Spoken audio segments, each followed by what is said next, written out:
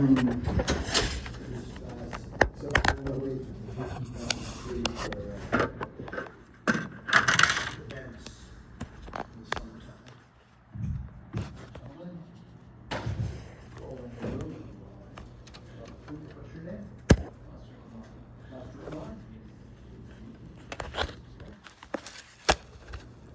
What is it? Okay.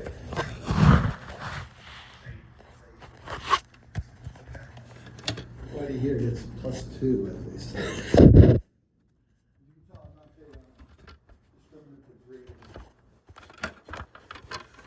There are professional arts, so there's a good balance.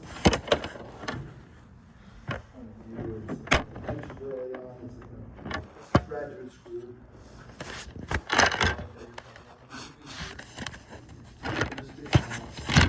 Workforce future.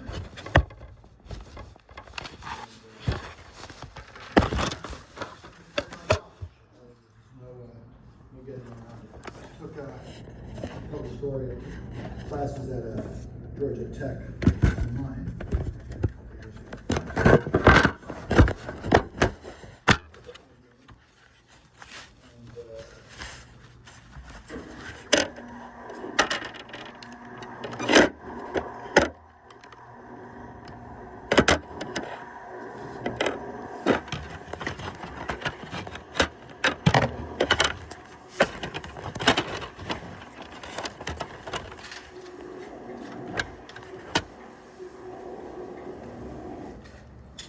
Hey, look who's here. It is long after 6. It's good. It's good. I'm impressed by those who have made the journey. Oh wow, I left my thinking glass. There's others not today. Can't get track of all my gear sometimes when I read spots. Look this up.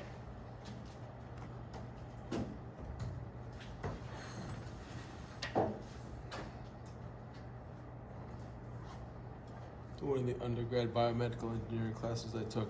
What's that? One of the undergrad biomedical engineering classes I took. Anytime the room was less than half full, there was a quiz. Write your name on a piece of paper and turn it in. You know, I understand that philosophy too. When I was in grad school and math school, you know, first year worth of courses did have a fairly high component of exams and homeworks, you know. This But was after undergrad, that, even more so. After that, it's like, you know, I used to have a professor, he never gave homework, you know. God, he gave one homework one semester, and I ended up taking a long time to get it done, and I couldn't get it done in time. I mean, it was an automatic A, and I ended up having to take the class over because by the time it came time for it to submit the grade change, it was too late. I learned my lesson. That cost me, you know, it was hundreds of dollars for sure, maybe thousands. You know, it's life. But you know, like I say, Georgia Tech, I took these computer science classes, and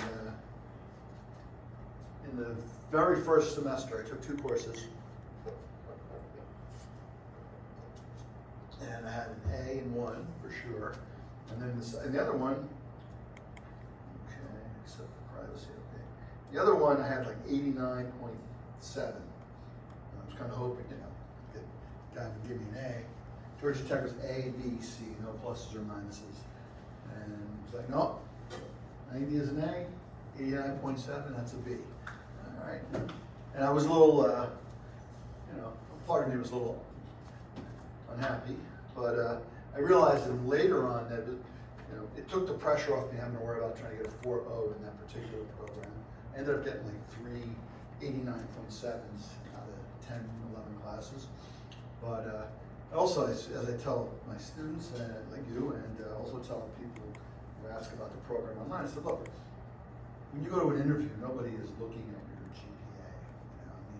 You know, yeah, you know, if I see a 4.0, that's great, I got a 4.0, right? But if you talk to them, they don't know that much, it doesn't matter. And if you talk to someone who got a 3.2, they know a lot, it comes out, you know, so.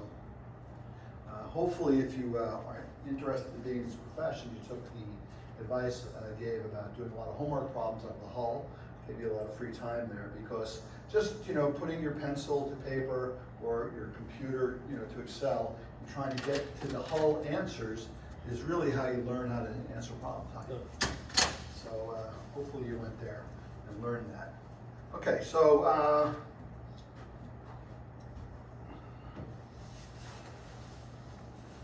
I want to just start with a very brief recap of what we've talked about this semester. And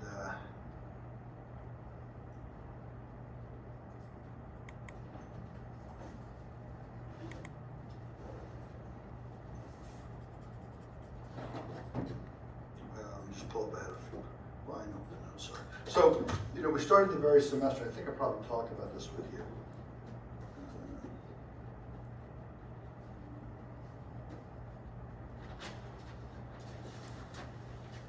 You know, talking about Taylor series, right? It's concept from Calculus 2, Calculus 3, depending on where you learn it.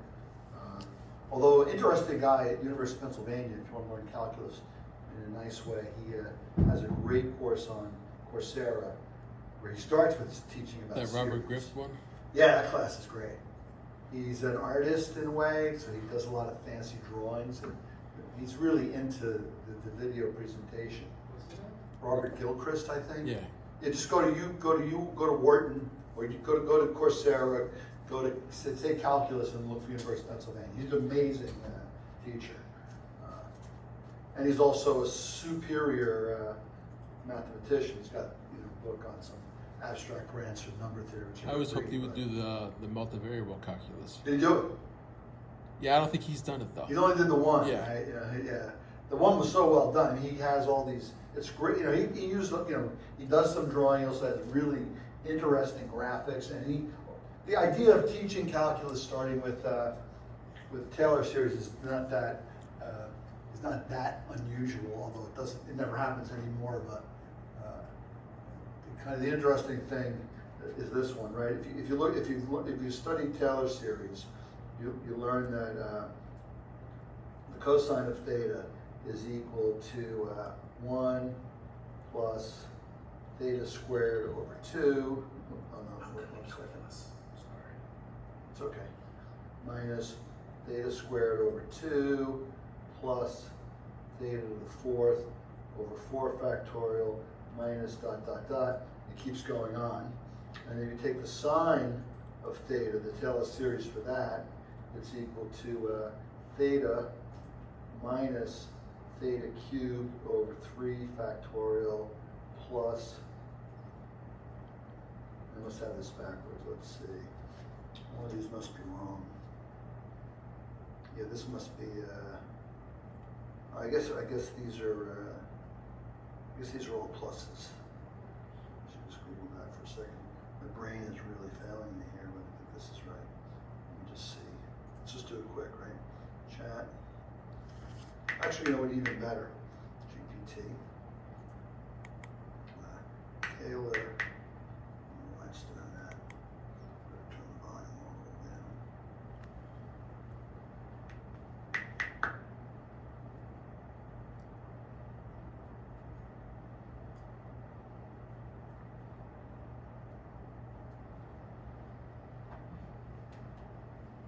This is a good story, so I'm going to continue with it for you.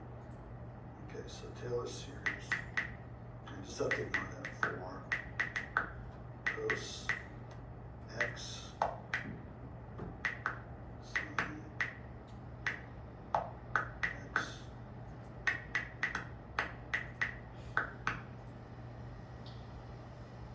Random question. Yeah, You know our exam week this week or next? I think tonight is really the exam night. Okay, I'll talk about that in a few bit. Okay, so they are alternating, right? So they do both start with negatives. Right, so you notice the exponential has only positives and has every power of x. And the sine has every other power, only odd, just like the sine is an odd function, which you probably know what that means. Yeah, a little bit bigger maybe. Oh, it's not big enough. It's big enough here, right? The sine is odd powers only, alternating, and then the cosine. So you might notice you could almost add them together, right, and get the E, right, except that the negative signs would not, there's no way to make them go away. If you add them, they're both negative. If you subtract them, you get a lot of you get negatives in different places, right? So, however, and these series converge for all real numbers, infinite radius of convergence. That means no matter what value of x you pick, I usually using theta to remind you of sines, cosines being related to angles. No matter what value you pick, this series, which is infinite, will converge. Yes? What do you mean tonight's the exam? Sorry. Well, I mean, this is the week of exams, right? This is the extra class in lieu of an exam. Oh, I thought you're like taking an exam tonight. No. Come on. If you've not been paying attention for the past several weeks when I said there's not going to be any exam, there's going to be a take-home exam, would you have asked that question? So I know you didn't think that. No, I thought you talked about the random quizzes that were given by your professor. No, that was him. Yeah. That was his professor. I thought you were gonna. And he was an undergrad. Yeah, this is grad school, right? Okay, you're doing much more important things, which is you're learning identity, which some of you may know, but if you don't, this is a good one. Okay? And as it turns out, if you do, so we have those things. If you do this, so let's, okay, I had the minus signs right, so I'm going to fix them. Okay, that's good. This is a plus. Okay, back here. Okay, plus theta to the 5 over 5 factorial minus ... So every other term is positive and negative. The sine only has odd powers of theta. The cosine only has even powers. 1 is the 0th power, which is an even number, right? And then the exponential of theta is let's just give for a moment exponential of x, more common way to write it. 1 plus x squared over 2, which is the same as 2 factorial. I didn't emphasize that, but 3 factorial, okay? Notice for the exponential, if you put 1 in here, you get 1 plus a half plus a sixth plus 1 over 24 and so on. That will add up to 2.72, 1828, 45, 90, 45, right? The value for E. But then where it gets really interesting is you do this. If you do E to the power of I times theta, which is the imaginary unit, right? So what do you get? You get 1, and then you get I times theta, and then you get I times theta squared over 2 factorial, and then you get I times theta to the 3rd power over 3 factorial, we'll do one more, plus I times theta to the 4th power over 4 factorial, and then it keeps going on, right? So this is 1 plus I times theta, right? Now what's I squared? -1. I squared is -1, right? That's the definition of I, right? And -1. Right? So what's I to the 3rd power? I. -1 times Times I, right? So it's negative I, right? And then I to the 4th power is -1 times -1, which is 1. So these are the powers of I. I, -1, I, and 1. And then they repeat. If you go to I to the 5th, you have I to the 4th times I to the 1st, so it's 1 times I, okay? So keep that in mind. So now, I squared is going to be, so let me get rid of, let me keep that there, but let me just get rid of this guy. Okay. I squared is going to be -1, right, times theta squared over 2 factorial. And then we have I cubed, which is -I, times theta to the 3rd over 3 factorial. And then we get I to the 4th, which is just 1. So we get that. Okay, that's, keeps going on, right? And then you get this. You take all the terms that don't have I, and you write them down as theta squared over 2 factorial plus theta to the fourth over 4 factorial plus dot dot dot. And you also you take all the terms that have I, and you factor out the I, and you get I times theta, and then this was the next one, and then this is going to be minus theta cubed over 3 factorial. I did one more term, it would be plus theta to the fifth over 5 factorial. And this turns out to be, so we get e to the I theta equals cosine of theta, cosine, one second. Oh yeah, cosine of theta, right, plus I times the sine of theta. This is the beginning of that Penn course that I recommend for you. Okay, if you need one. I mean, it may not, I don't know whether it's the best way to learn calculus the first time. If you've never seen it, because learning about the derivative and the integral is a little more important than learning about the Taylor series, right? But there's a magical relationship, right? And what happens if you do this? If you put e to the I pi, right? So you get the cosine. This, now the angle is pi. Notice the I has to be here. This is, you get the cosine of pi plus I times the sine pi, right? Do that right? Yeah, that's right. So what's the cosine of pi? Unit circle, right? Maybe -1. Yeah, no, the cosine of pi is the x-coordinate is -1, right? And the sine of pi is 0. 0, right? Okay, so e to the I pi equals -1, or the way it's often written is that e to the I pi plus 1 equals 0. This is actually called Euler's equation. I guess he figured it out first.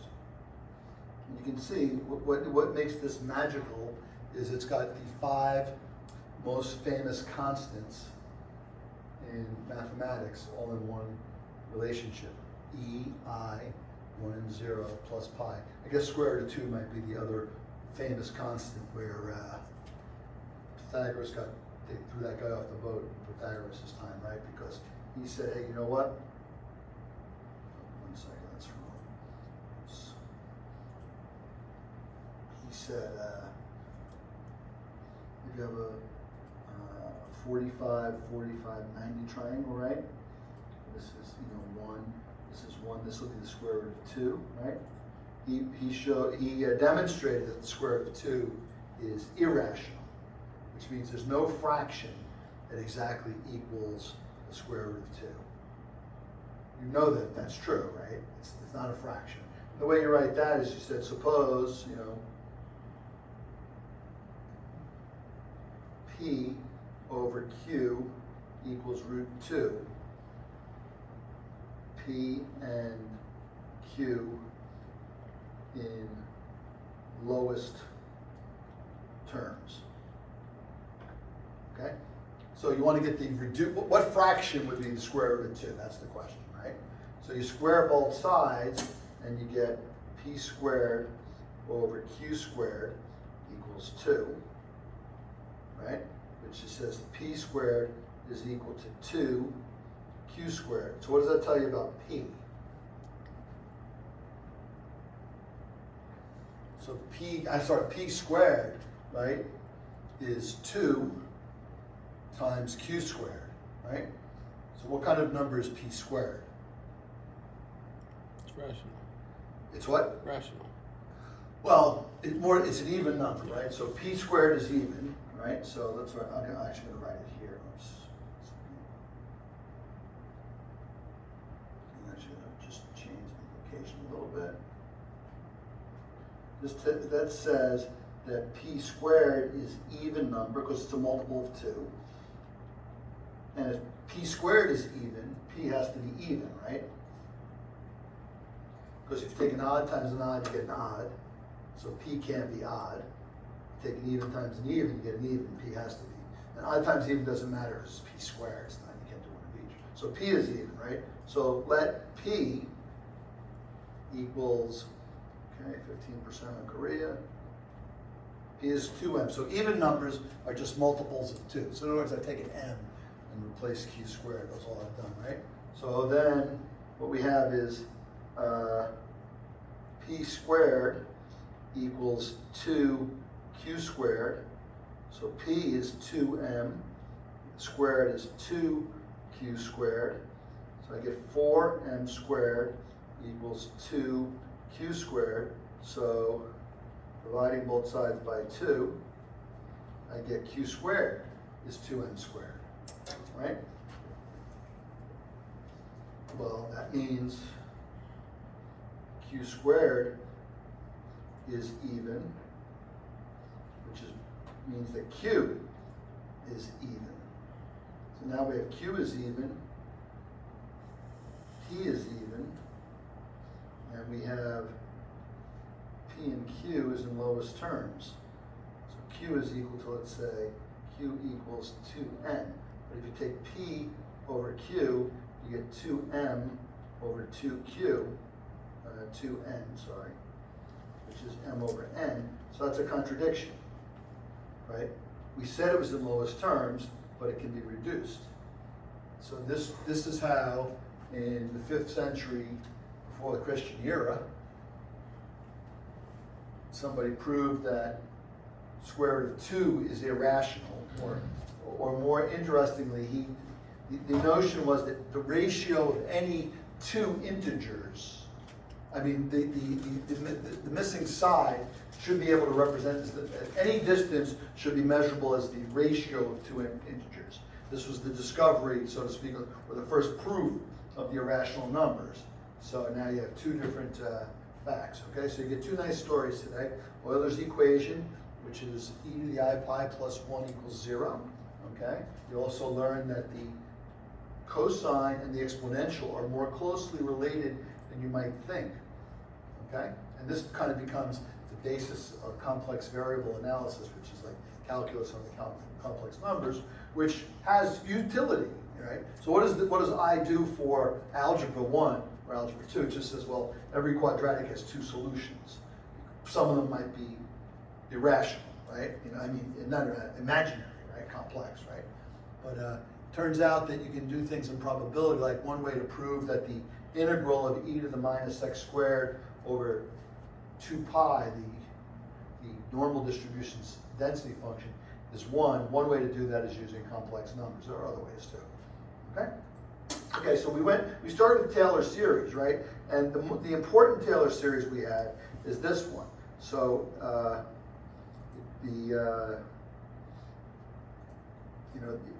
if f is a function of two variables, right?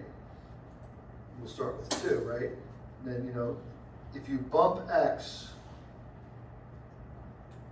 then you bump y,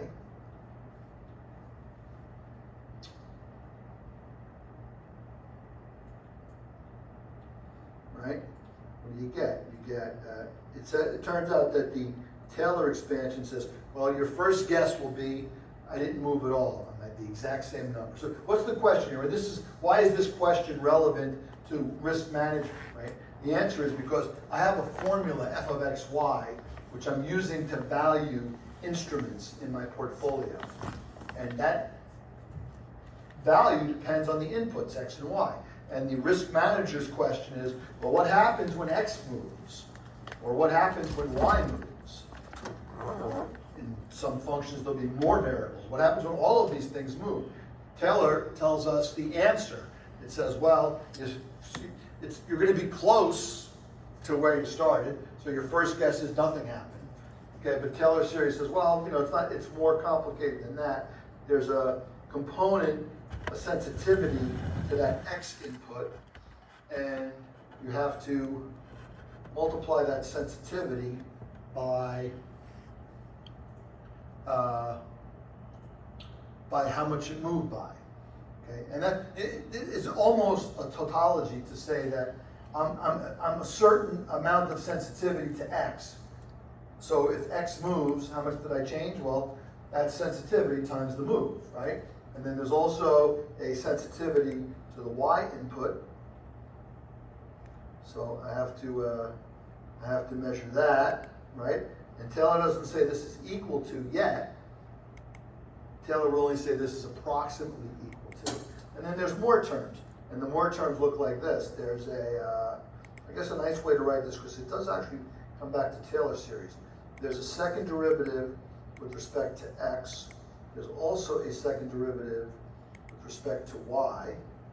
And then in the middle is actually two of the mixed derivative, where first you change X, and first you change Y. And then finally we say, the terms that I haven't taken into consideration yet contribute additional changes that really are a function of the third power of X and the third power of Y. I mean, all the other powers matter, the third power, the fourth power, the fifth power. But the point is, when you let delta X become small and delta Y become small, only the third power matters. That's because if you take 0.0, if you take 0.1, let's say that's our step size, and you square it, you get 0.01, and you square it again, and get it again, you get 0.001. So each time you're reducing by a factor of 10. So the stuff that you're ignoring in the higher order terms will become effectively zero relative to this error. Good to see you. Okay, we're picking up here. I know a lot of people, some people are in India, some people are in China. Some people are in northern Connecticut, so there's a big drive. Some people are just, at the beach. And I'm glad you're all here. So that was Taylor's series. I would say, well, okay, what's X and Y? Who cares? Well, I don't care about X and Y. So the part we're going to be concerned about, we're talking about, we talk mostly about call options every class, so we might as well, we acknowledge that the call option depends on, certainly depends on the spot price and the volatility, okay, and it also depends, I'll leave it at that. It does depend on interest rates, certainly, just everything in finance depends on the cost of money. Famously, the Fed did not cut again today, unsurprising. There were two dissenters from the meeting. Hopefully you are aware of how the study of the thinking of the Fed worked. This is the first time in 33 years that there have been two dissenters, but it was expected, widely expected, and we'll see what happens in September. Stock market, I think, neutral reaction. The bond market went up a little bit, like 5 basis points. I mean, the market went down, the rates went up, mostly because they didn't make any commitment to September cut yet. They said, oh, we're gonna, we don't know what we're gonna do in September yet. We'll wait and see. We have 2 months of data. The really important data for the Fed is always the jobs report, which I think will be this Friday, because that's the first. Once in a while, they don't have it on the first Friday. They let it roll to the second, but I think this one's on Friday. And then the CPI and the PPI. Those are the three things, because it's supposed to balance inflation and unemployment. So the jobs numbers gives them some idea how unemployment's doing. The CPI and the PPI give it some idea how inflation's doing, right? So and they'll get a set in August, and they'll also get a set in September before the September meeting. September meeting will be like September 15th or 19th or something. Okay, so rates are important. If it's a currency, there could be currency trade. There's two rates, the dollar and the euro. If it's stocks, there's a dividend rate that might be considered, right? But really the hedging of risk management of interest rates is sort of a broader separate topic, some of which you'll get into, I think, next semester. Some of which you've maybe already seen, talking about forwards and swaps, right? Or interest rate swaps, right? The way you manage that book is really ideally what a big business like Goldman Sachs would do, for example. They'll take all the interest rate risk out of all their books and just send it over to the interest rate people and let them manage it. If you're the euro currency trader, you're going to get all the currency risk that's associated with the euro on your computer, and you're going to think about how we should manage that. Which means if Goldman buys some European stocks, let's say, as part of a speculative investment, there's an exposure to the euro. If it's a long-term investment, there's an exposure to euro interest rates. All of that interest rate exposure can be factored back to the European interest rate trading desk. But the two that sit with the option trading desk are the sensitivity to the spot price and the sensitivity to volatility. Okay? And the same Taylor series we did up here, we will do for S and sigma, just replacing X by S and Y by sigma. And we'll give all these guys names. Well, they already have names, you already know them. But let's just write that. So this just says, I guess I should, let's speak math. Let's say expand this function around S and sigma, okay? So what we say, we start at S, and then we have a bump to S, and we have a bump, oh, sorry, excuse me, a bump to sigma, okay? And this just like with the initial guess is, well, you know what? Price doesn't change at all. And in fact, for example, for a very deep in the money option, the price probably doesn't change at all. Well, it should change with respect to spot, right? A deep out of the money option, let's say. It's worthless. You have a put option on Apple with a strike of 100. Apple's trading at 200. It doesn't really matter if Apple goes up or down $1. Your option is still 0, right? Okay? But that's your first guess. But then you say, well, I got the all important, and now I'm going to say, the change with respect to spot times the change in spot, the change with respect to volatility times the change in volatility, and then I'm going to have these second order terms. I'm going to write them in slightly different order. I'm going to say, okay, I have a half. I guess I can put it inside here. This one is going to be the second derivative with respect to, I should put it, let's put this here, spot twice. The second derivative with respect to vol twice. And then in the middle, 2 copies of the mixed partial, the sensitivity to spot. And then there's other terms. The other terms are of third order.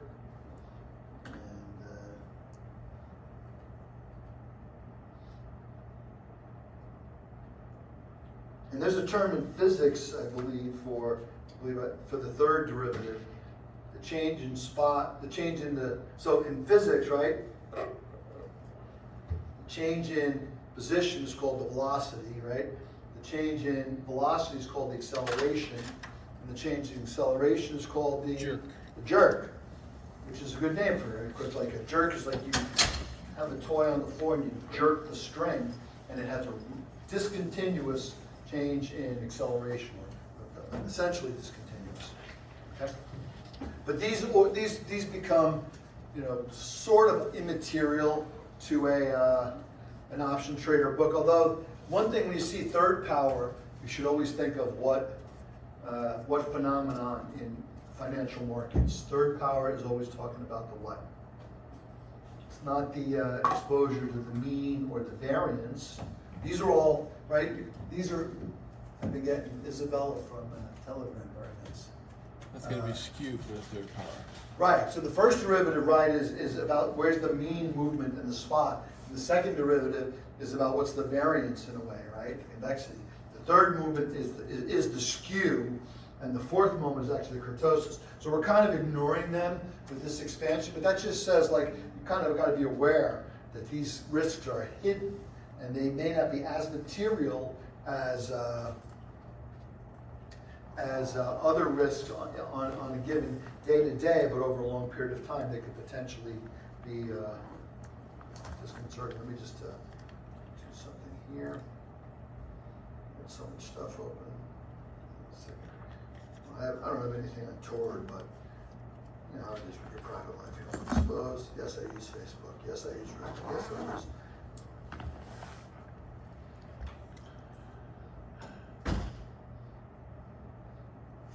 Oh, I guess what I normally do here is I just turn off the Wi-Fi. Right? Okay, we're back.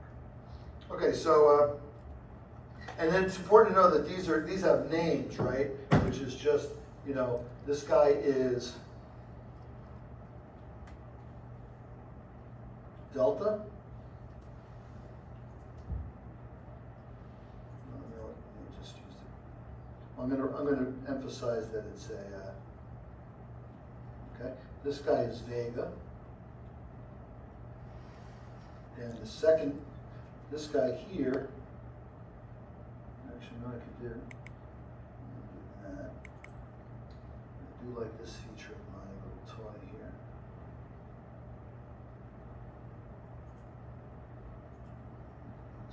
Select. Okay, this guy is Gamma.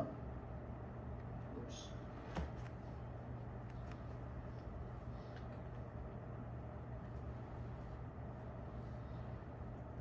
This one over here is called Volga, for Vol Gamma.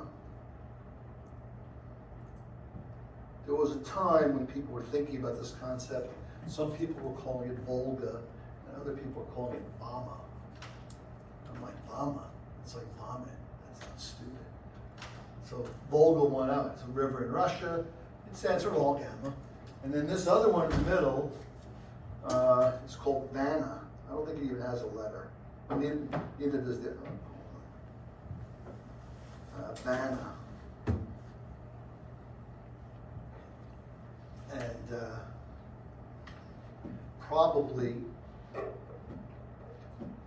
because Vanna White was a famous, or is a famous American game show personality, and traders probably said, let's just call it Vanna.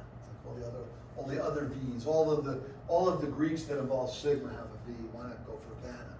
And that, you know, if you look at Vanna, you should understand there's really two things going on. I'm going to actually just do a quick little aside here about Vanna. Bless you. The second derivative of the price, and remember I'm using calls, but it could be any derivative security that has sensitivity, right? There's two ways of writing this. One of which is it's the derivative with respect to spot of this guy, and another way of writing it is the derivative with respect to this of this guy. The fact that these two are equal is known as Clairaut's theorem in calculus, which says that for, generally speaking, well-behaved functions, specifically continuous partial derivatives of order 2, or whatever order, you can do if you do derivatives with respect to two different inputs, you know, if you think about, you know, think of the floor of the xy plane, right?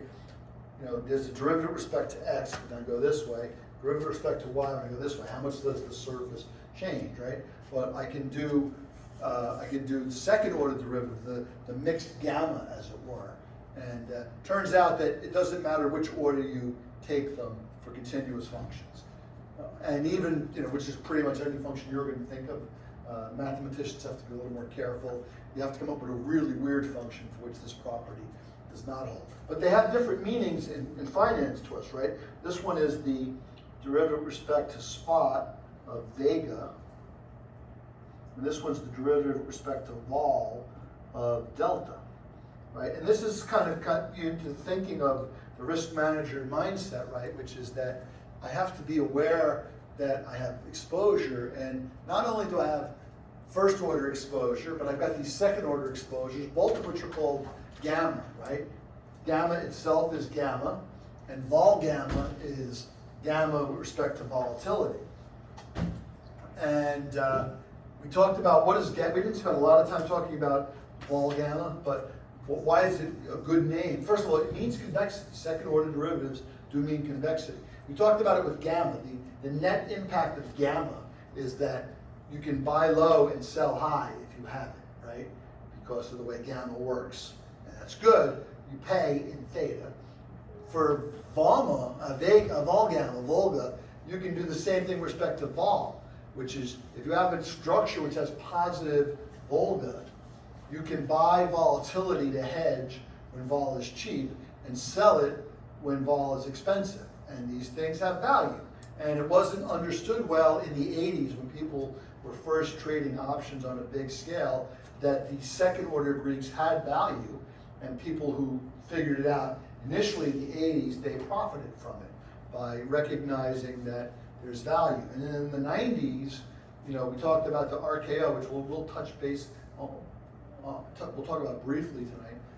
In the 90s, exotic options traders were the first people to realize that the skew that's valuable in vanilla options is embedded into exotic options, and for a long time, until people caught on, they would try to acquire skew or kurtosis cheap in the exotic market relative to the vanilla market, which meant that they could buy skew or kurtosis for cheap in the volatility market and then hedge it by selling it in the vanilla market. So they'd be sort of insensitive to both skew and kurtosis, but they will have booked a profit. So people are always thinking, when you work on a job, right, you tend to sit at the desk 50 hours a week, staring at the screen, staring at your position.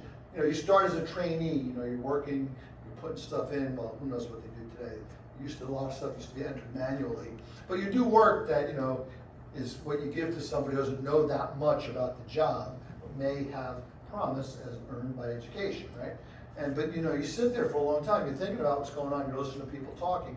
The people have been sitting with positions for a long time.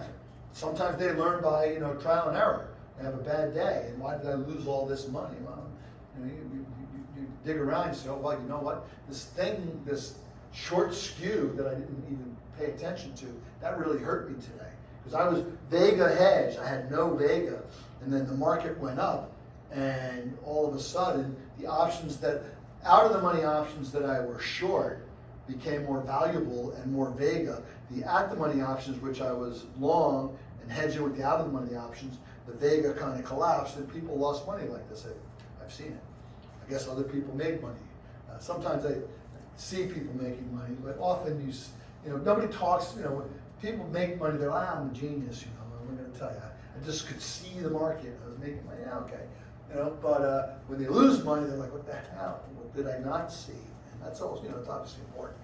But it's as important to ask yourself, why am I making money, as why am I losing money? I remember I had a student in this class a couple of years ago who had started trading currency, Korean won or whatever she was trading, and she had done very well. Which I don't know if that meant she made $100 or $1,000 or $500,000. It didn't look like $500,000, but who knows, right?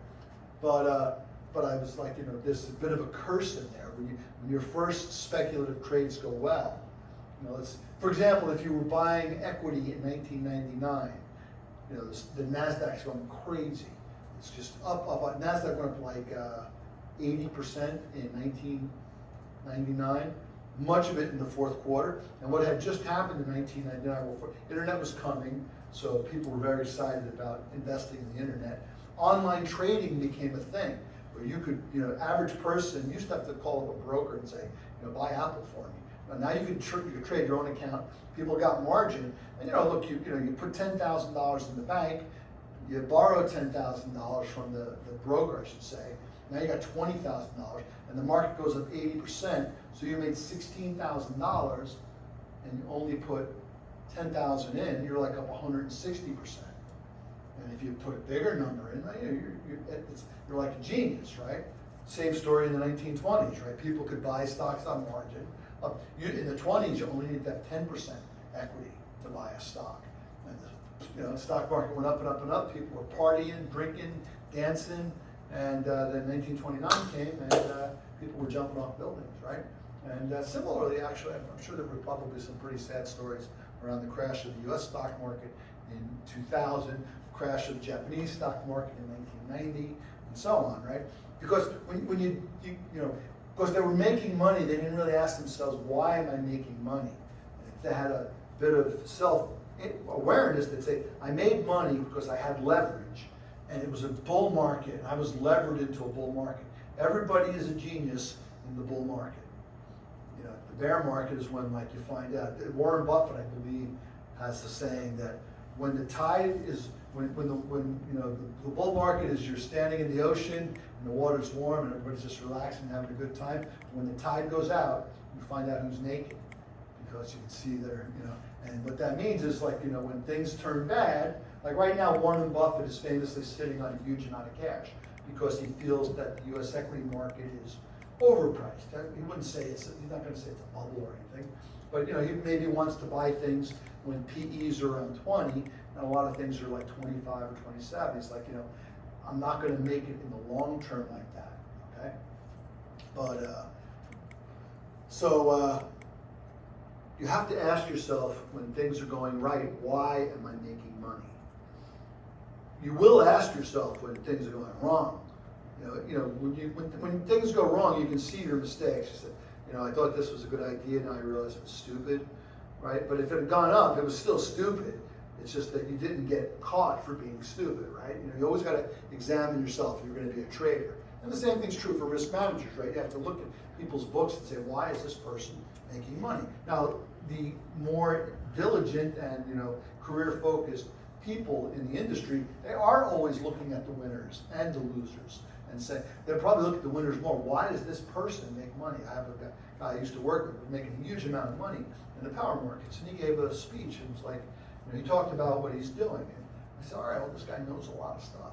And he sees the market out to 15 years in power. He sees it tomorrow, the next 24 hours. He sees it in 6 months. He sees the advent of renewables in Texas. He sees the AI revolution driving data center use. He sees all of these things, and over the period of years, able to formulate positions that will profit from them. So, for example, he gets a chance to buy some cheap wind power 5 years ago, and now today, that wind power is very valuable, and data centers are coming online. He's probably making a killing on that, right? You got to pay attention, right? Okay. So we have these Greeks, right? And we just said that, you know, there's two different interpretations. What we did learn, and we're going to move on to a little more stuff on energy in a minute. We learned that these Greeks are important, and they're not as obvious as other Greeks. You know, most of this class, you know, the bulk of what we've talked about has been about gamma, right? It's all about how does convexity affect the position. And this kind of makes sense. If you think about it, prior to this course, your work was really focused on things like VAR. You know, VAR is most important. You know, delta S is still the most important thing, but it's also the easiest thing to hedge, right? And delta sigma is also pretty important, but it's also easy to hedge. You buy options, right? But these other ones are more fluid, and they require more advanced strategies. So I wanted to make you aware of them. Now, the one thing we talked about, and I'll give you there will be a smallish, maybe the assignment itself won't be small. In lieu of a final, I'm not going to give you questions. I'll do your midterms before the week is out, before next week. But I'll give you an assignment which is really about how do you hedge a reverse knockout with vanilla options, right? And what we learned about the reverse, and the double no touch, what we learned about the reverse knockout, right, was that because of the presence of the barrier, it's got this strike over here, and it's got the barrier here. Because of the presence of the barrier, when spot is down here, it wants, gamma, it's like a vanilla. As long as the barrier, if you push the barrier out to infinity, right, then it's just a vanilla option. And vanilla options have positive gamma, so it would have positive gamma. And what happens with a vanilla option, right? Remember, gamma is really the change in delta. And the change in delta is sort of mild over here. It's maximum at the money, which means that delta, if spot moves by 1%, delta might go from 50 to 55, let's say. Whereas in the wing, when you get over here, delta is already 100, and it's not really going to change. And in fact, in the case of, as time rolls down to maturity, this graph, this curve graph, will collapse onto the hockey stick graph, and the delta is exactly 1 on that slope, and it doesn't change. So what's the slope of this line here? Look up, everybody. What's the slope of this line? The payoff of a call option. What's the slope of the bend? What's the slope here? The two pieces of the payoff, right? This is call option payoff, right? This is the intrinsic value, right? The intrinsic value at maturity is 0 if you're below the strike, and then it's increasing. And what's the slope of this line if you're at maturity? At maturity, you're in the money, right? So you now own the asset.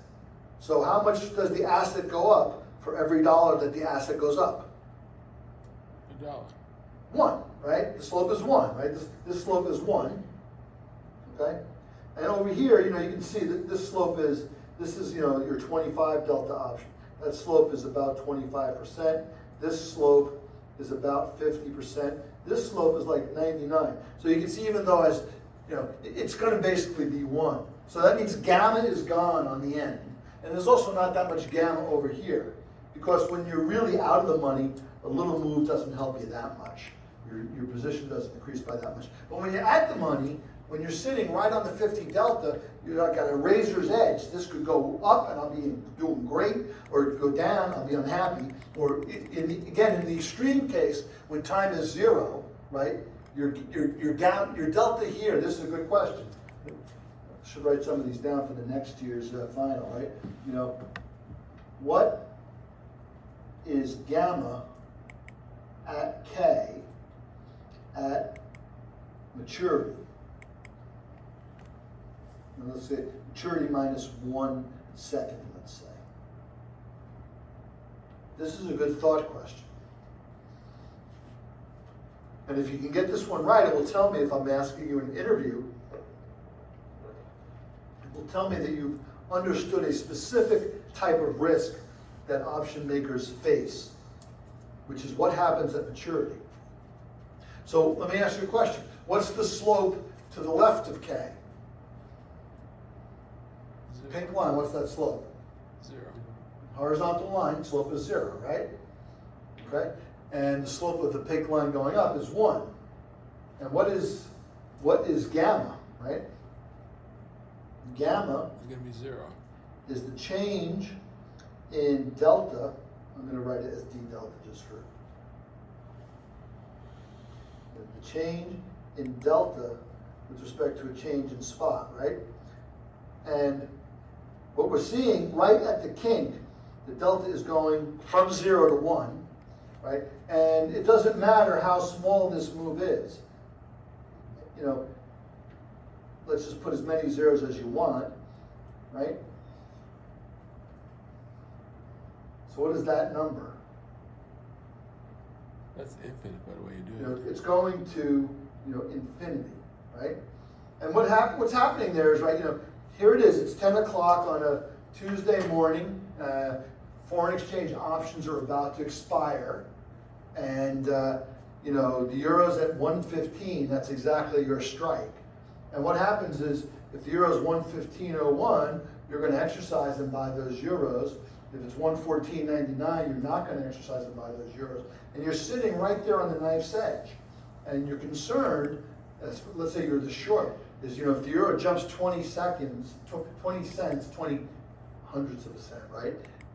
In the last 10 minutes, you may end up with somebody calling you for 50 million euros that you're going to have to pay him 0.002 on. So big numbers like that. This might be, I guess, $100,000. Scale it up to 500 million euros. A lot of big swingers in the options market, currencies, right? So at that moment, you have this instantaneous uncertainty, right? Below the strike, you don't need any hedge. At the strike, above the strike, you need 100% of the delta as hedge, right? And that's called the pin risk, right? Because, it's coming up on 10 o'clock, and now all of a sudden, you're short 100 euros. 100 means 100 million, okay? and below the strike, you're up to 0. And then it moves again up, I'm short 100 million. And I'm down, I'm long, I got 0, right? You're whipsawing, right? And your concern is if you don't cover the strike, if you don't cover the delta, that, you know, right at expiry, something will happen and the price will go up by like a penny. And now you've lost a penny on 100 million euros, which is like 100, which is like €1 million times $1.15. It's like $1.15 million, right?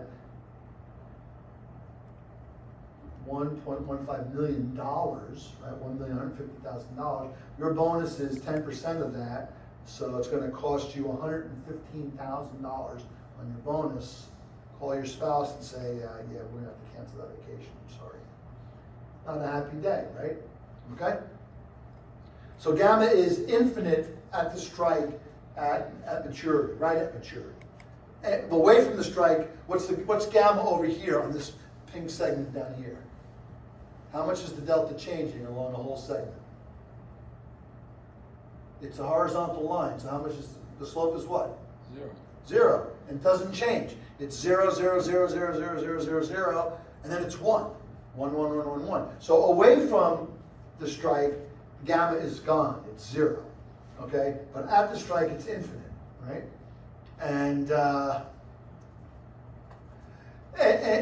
what I'm emphasizing here is what happens at maturity, but you know, that effect bleeds backwards in time. One day to maturity, if you're a little bit out of the money, you got no gamma. A little bit in the money, you got no gamma, right? You just have that delta. But as soon as you become uncertain as to whether we'll be in or out of the money, that's what gamma is. It's uncertainty, right? Okay. So we talked about for the RKO, we said, well, look, you know, it turns out, so that's if it's a vanilla option, right? But if we bring, you know, we bring the barrier in, now we have this situation that this thing that looks like a vanilla option over here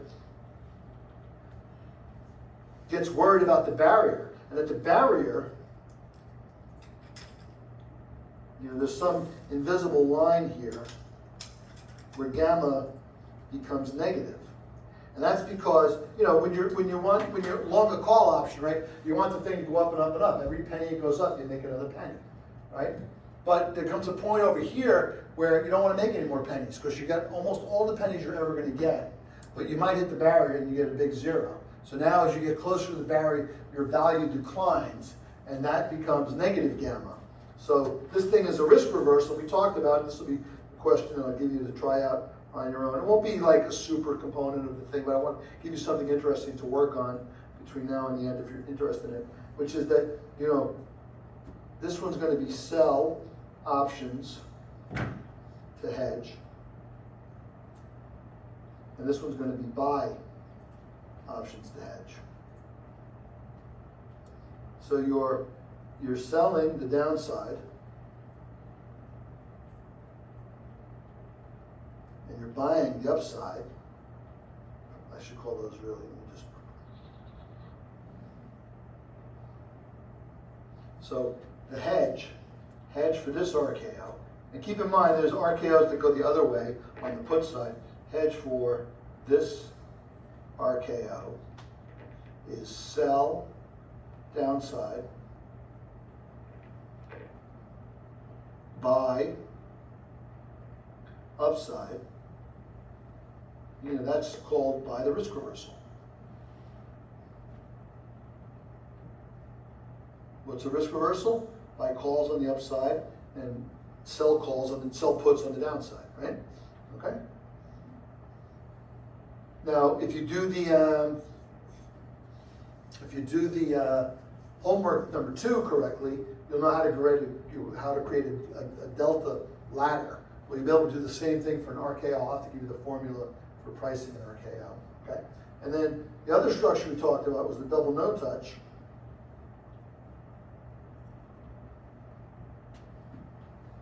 Right, which is when you're in the middle, you're happy. You get to the end and you get plus $1 million or 10 million. Let's make it exciting. I mean, $1 million would be exciting too, but is 10 million 10 times as exciting as 1 million? I think so, because we have not yet passed the point of diminishing marginal returns. Is 200 million twice as exciting as 100 million? Maybe. Sounds like it might be. But is it as life-changing? Probably not. Anyway, so this thing, this double no-touch, right? You get paid if you stay inside the range, right? And so consequently, you don't want movement at all. So the hedge is buy volatility.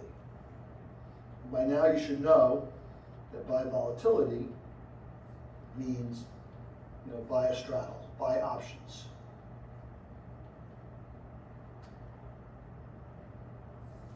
That reason is because movement hurts you. Any movement moves you closer to either barrier, which will cancel your $1 million. So you want to make money when it's going up. So on day one, there's a point, if there's only like 1 month to go and you're right in the middle, well, is it worth half that? Would you pay half? Well, here's the question. How do you decide, if I give you this bet, I'll give you a chance to make $10 million as long as, since we're talking currencies today, the euro doesn't go below 105. I guess it was actually around 114 today, so let's call that. It doesn't go below 110 and above 120. Okay? How much would you pay me so that I would give you $10 million if the euro stays in the range? And what's the really most important question to ask about the contract that I haven't specified yet? You want to know the volatility of the euro-dollar pair. Well, I would say that will go into something even more fundamental than that. You got to tell me a couple of things. One of which you got to tell me. Time to expiration. Yeah, time to expiration. That's going to be the important thing. If I ask you, how much would you pay if I give you $10 million tomorrow, if the euro doesn't leave this range, how much should you be willing to pay? It's probably a very large number, like 9.5 million or more, at least on a probabilistic sense, because the chance of the euro moving 4 cents in one day is, I'm going to think it's probably, when euro's at like this level 115, I don't think it's ever moved 4 cents in the 20, 30 years that it's been alive. Yes? I have a specific question about the double no touch Yeah. as a product. Maybe my assumption is wrong, but I feel like a trader entering into one of these positions would have a strong belief that it would not reach either of the boundaries, right? Okay. So in that case, first of all, I'm assuming these products are very expensive, and then to buy straddle on top of that becomes even more costly. Okay. So knowing that, couldn't you assume that if you believe that you're initially entering the position because you think it's not going to reach the boundary, wouldn't a better way to hedge be just instead of buying a straddle, I don't know if there's like some sort of like volatility index for I don't know if this is currency or equities, but wouldn't that be a more cost-effective way of doing it? I know it's not tracking the underlying itself, but then I don't understand why you'd enter the position as a whole if you're going to buy these really costly hedges. I know Okay. it's long. Okay, it's a good question. It's a good question. So first of all, let's just go through some parts of what you said. So you said, you imagine this is pretty expensive. And we're just saying now, well, if this thing expires tomorrow, which means it'll almost certainly not hit the barrier, I'm going to have to charge a lot of money. Probably like 98% or something like that. If the probability, the first element of the price is what is the probability, according to your model, that I have to pay you. Right? So if there's a 99% chance probability that I have to pay you, then I have to charge you 99% plus a little bit of profit, right? And look, that might be a good deal. You might say, you know what, I'll give you $950,000 today. You give me $1 million tomorrow. Why not, right? It's better than putting it in the bank and making 5% divided by 365 days, right? But let's take a more reasonable time. Let's say it's like a month to maturity. There's still a pretty low probability of the euro moving 4 cents in a month, but it's probably on the order of like 25%. So if it's a 25% chance that the euro breaks this barrier, right? I should charge you as a fair value $250,000. Let's go to $1 million instead of 10 lines, less speaking, right? But then there are adjustments. First of all, I need to eat, and the salesperson who's been selling you this trade, he or she needs to eat too. So we might charge you an extra, $30,000, $50,000 or something. And then, you're going to shop around. You're going to call Morgan Stanley. Well, Morgan Stanley gives it to me for like $260. Why are you charging me $280? And they're like, all right, we have a good relationship. I'll give it to you for $260 as well. Right? That happens, right? Okay. Second probability that kicks in is there actually tends. This is probably still true. It was the way that when something was worth 25%, it would likely trade at around 30%. But if something was worth 75%, it would likely trade at around 70%. And this is called over TV and under TV, where TV stands for the theoretical value.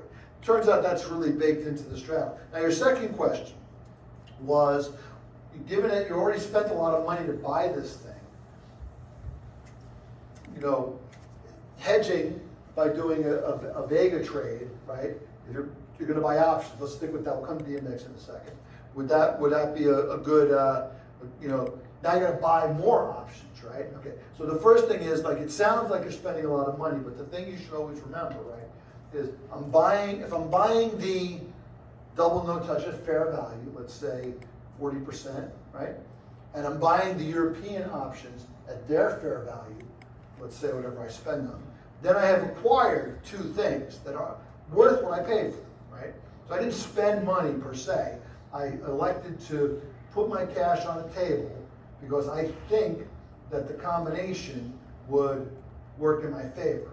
Now, before we get to that, if I am the speculator and I've got a feeling that the euro is going to be somewhat range bound, and if someone tells me they're going to charge me 50%, and I think it's probably worth more, I'm not using math, my feeling of the market is I think it's probably worth about 70%, I'm probably going to buy that. I'm going to say, yeah, I think that's a good deal.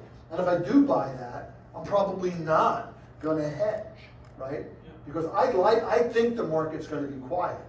And you gave me a cheap price on the market realizing my opinion. And I'm going to like that, okay? When I say about the hedge, generally speaking, we're really kind of talking about the seller of this trade, right? Okay? Like I'm a bank, right? I'm Goldman Sachs, right? I sold this trade to you. I don't care what you think is going to happen.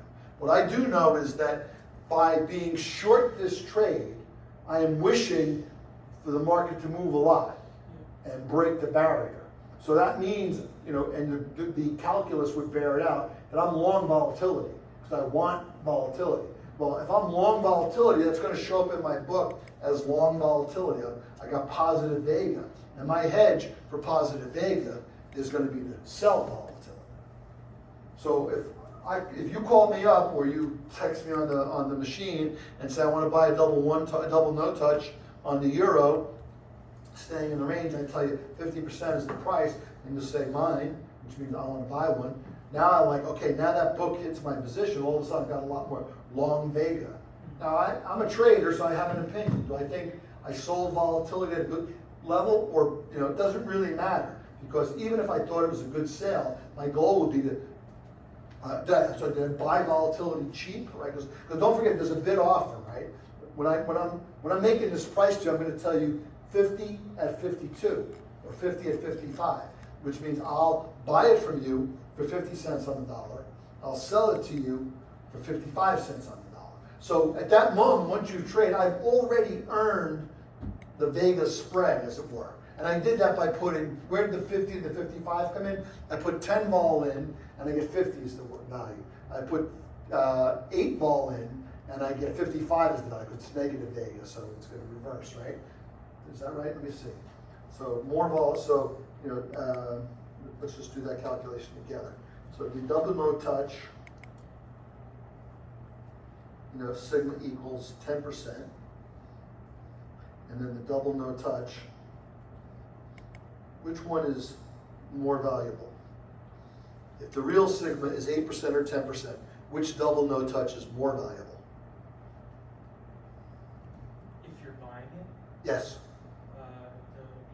the 8%. 8%, Yeah. right? Because more volatility means higher probability of breaking the barrier.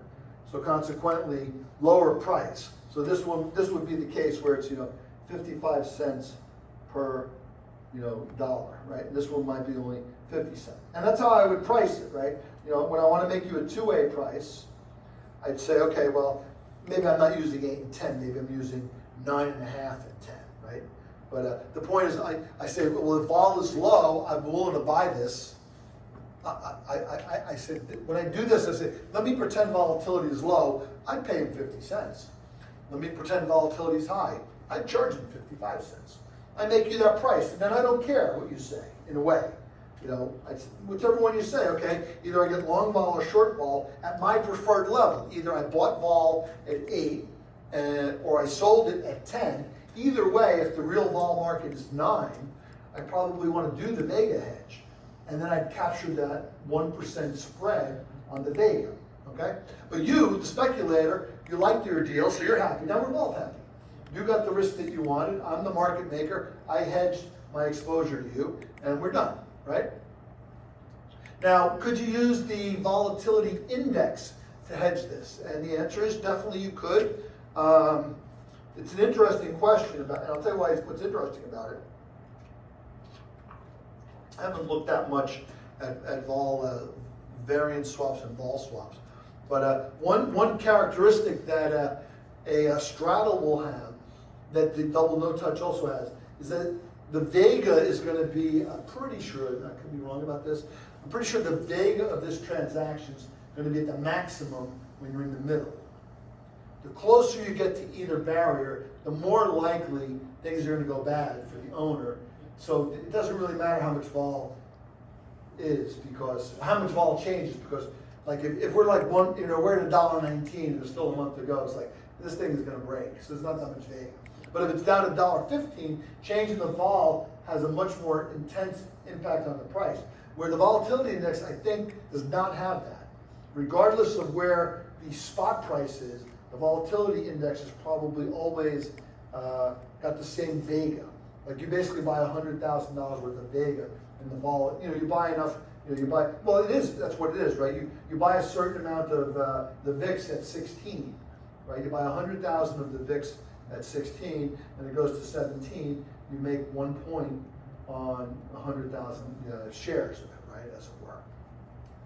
So it's an interesting question. I think probably the straddle hedge is the right hedge. But it brings up, this relevant question is, how does the hedging instrument match the exposure? And the one thing you want to think about for both the double no touch and the RKO is that both the RKO and the double no touch could cease to exist at any point, right? If the barrier is triggered, those structures disappear. But if you did the hedge, you either bought a risk reversal or you bought a straddle or sold, your hedge does not go away. You've now got a position that you don't need anymore. And this is kind of factored into the thinking around those trades. Okay, let's take a quick break, and then we'll talk about energy, power plants, and energy markets, and that'll be it. So let's take a, 7:35. We'll start again.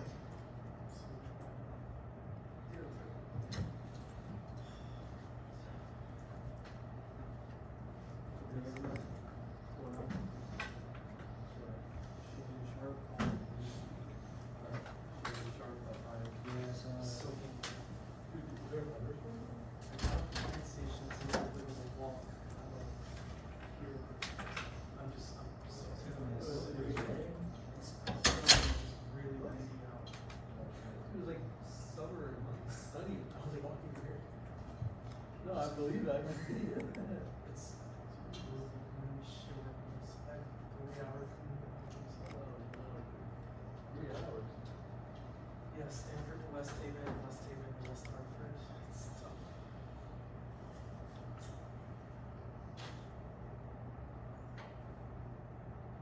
How's work?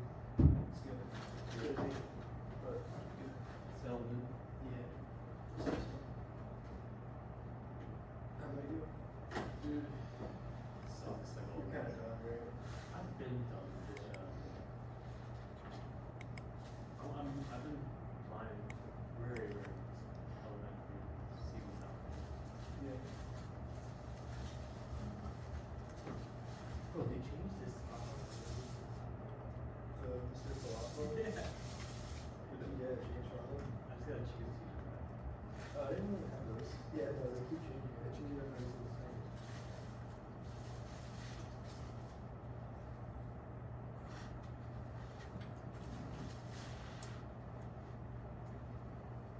Who's doing your paper?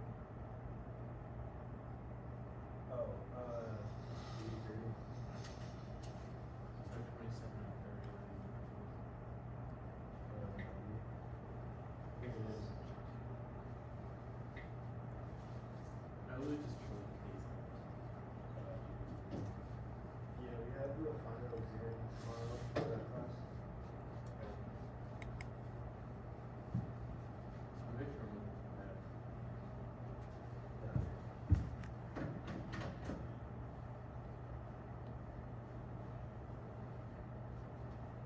You getting fantasy ready? Yeah. Sick leave last year.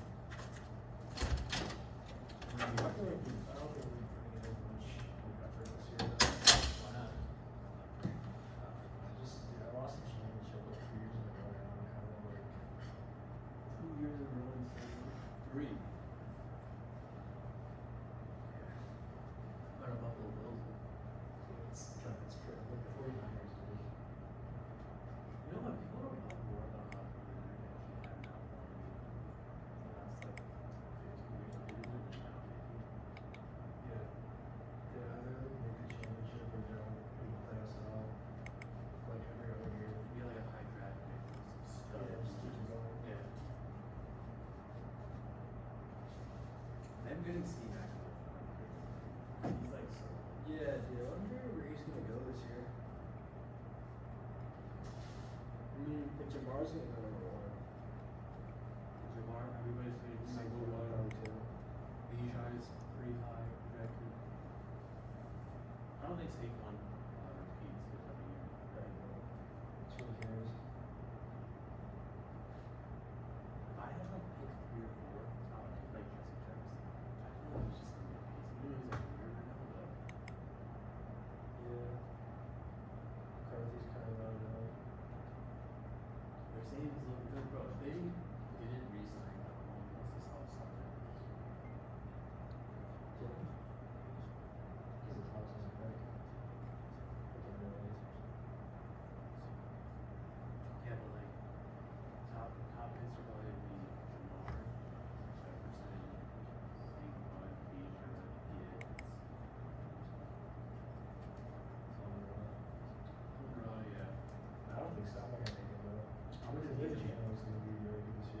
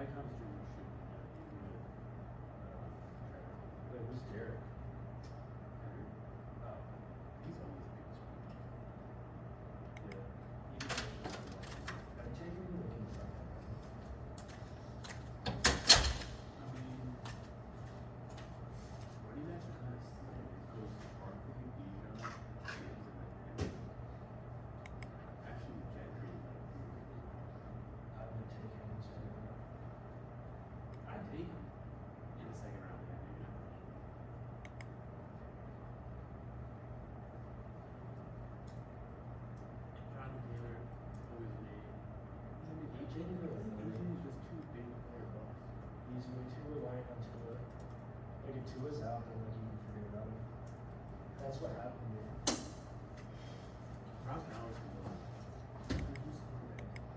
GSP, right? He's still the best hand in the league already. Dude, I think he was the best hand in the league his rookie year. Yeah, he's all pro. He's also just a decent college too, so he carries over. He was a beast like his freshman year, and he had like stayed 2 years just skipping me for I don't know why. Drake London, nothing. Yeah, man, George Kittle would be tough. I get him like every year. He was really good last year, but I stay away this year. It's gonna be younger options. AJ Brown Brown, got a trip, right? yeah. I feel like he'll go low this year because he only got like 1 touchdown last year. Laporta too. He didn't break out like he was supposed to. Yeah, there's too many people in that team. Dude, Mark Andrews was always solid. You know, we didn't have the best like He was like cold last year for like for the first couple of weeks, and then he like steady. He's good. I just remember everyone freaking out like week 1, week 2 because they were like, Yeah, yeah, he went off that first week. I remember. Andrews didn't even have like a catch, and he dropped like the game. yeah. Who's Tucker Craft? Fuckers. Yeah. How it's not. Did you take Josh Allen in the third? Josh Allen. I mean, it depends. Like, if quarterbacks go high. In my league they do, so I always grab people in the back and then Yeah. first out. I mean, you could get something like a Daniels too, like a little bit later. Try to get Dak. I feel like he's gonna go low this year. Baker throws for a lot of TVs too. I lost him dude. I lost like all the Bucks players against the Panthers, that's why. I can see like Caleb Williams also having a good year. Maybe. I wonder if Mahomes ever gets back to like John Rodgers, John Smith. Oh, in Pittsburgh? Yeah. I mean, dude, he catches. Smith too. Exactly, that's it. No, he catches passes. He was doing better than Pittsburgh.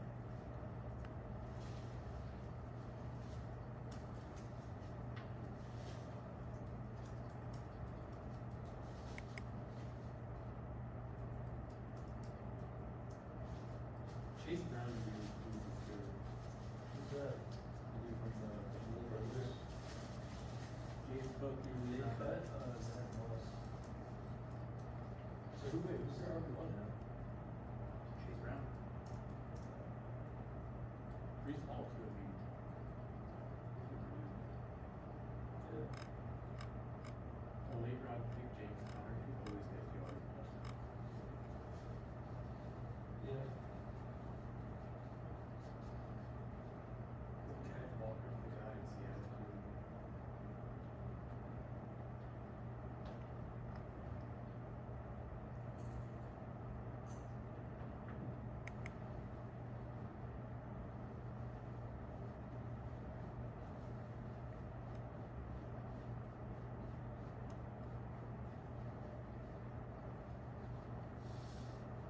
Bryce Hall is fine with it. No, he's good. It's just his team. No, sorry, no. He's doing Bryce Young. I don't think he's big enough.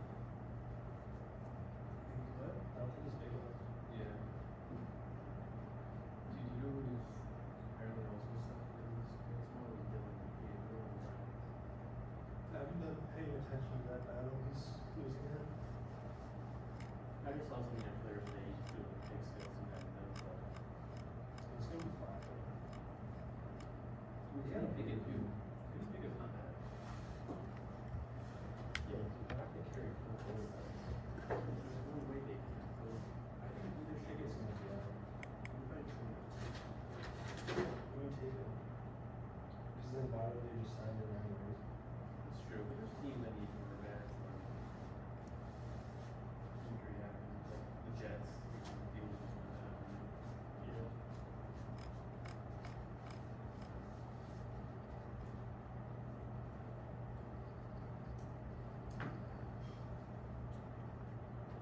Can't wait for football. Yeah, for sure.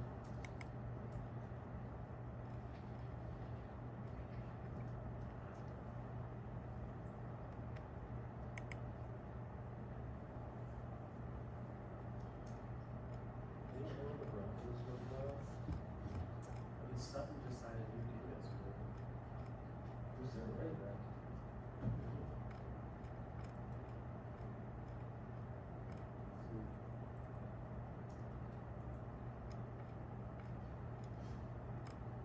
They just have a really good team. They can get good defense on the road.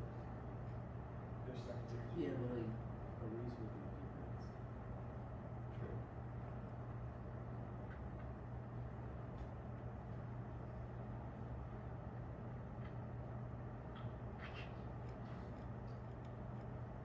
Marion Hampton could be good on the Chargers. Those are rookies.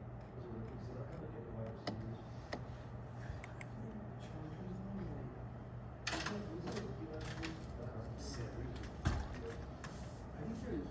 they're not aware of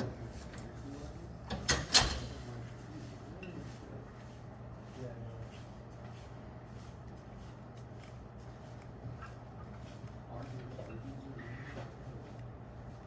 Yeah, I see that down there. JP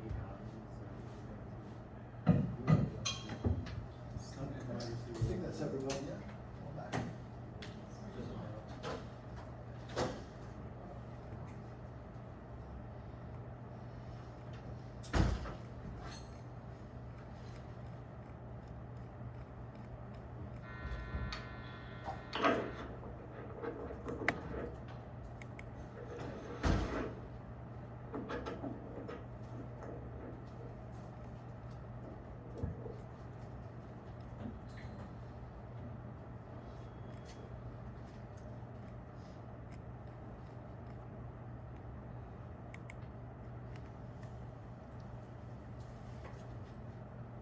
Okay, so every summer is a little bit different. I usually spend more time on this topic, perhaps because I'm not working in energy this current moment. I regressed into my foreign exchange gamma option trading situation. But this is a great book. Glenn Swindle, Valuation and Risk Management in Energy Markets. I've had a couple of hard copies over the years. I think I've always had a Kindle version on my computer. I think the first Kindle was only $25, what a great deal. I think it's maybe $40 now or something. Glenn Swindle was a options quant, an energy quant at Credit Suisse First Boston in the first 10 years or so of this century. He actually also, I think he also worked at Constellation Energy maybe in Baltimore. He also a professor at Cornell. I think it's his current job actually. He's still at Cornell. And he also has a consultancy called Scoville Partners that advises on energy management. He wrote a great book about the complexities involved in the energy markets, driven by the fact that commodities are by and large different than other tradable instruments. Stock, for example, one share of stock is the same as any other share of stock, doesn't matter. Money, clearly driven by the term structure of interest rates, but commodities, physical objects that have to be in a certain place at a certain time, introduce a whole level of complexity. You can trade stocks electronically, you can trade interest rates electronic. I mean, interest rates are just numbers in a computer, right? Even stocks is just a claim on ownership, but I mean, stocks, obviously there are companies involved that are making stuff, but that's separate from the financial performance of the company and how it will affect your stock. But commodities, like, if I need oil to burn for this boat I want to send across the ocean, or I need gas to heat my home in the winter, or to run my power plant in the summer, or if I need wheat so I can make bread to feed my family in any part of the year, those things have to happen at the time. I need the wheat to be in my grocery store when I go there to buy that loaf of bread today, right? When I turn on my heat, I need the natural gas to be in the pipeline, ready to run through my house and heat my water to heat my house. When I flip on the air conditioner, I need that my power company has either generated wind or solar or gas, natural gas to generate electricity. Of course, one of the challenges that renewables face, wind and solar in particular, is that wind, we don't control wind, we don't control the solar deterministically, right? I mean, we do have some impact by having redundancy. Lots of wind, lots of solar should be working, but natural gas, we can physically get it to the place where we need it and have it exactly when we need it. So this is the, and that means that the price of natural gas in every month of the year is different. And not only in every month of the year, but in every location in the United States. Whatever I say about the United States would be true globally as well. Allow me to, give me a second here.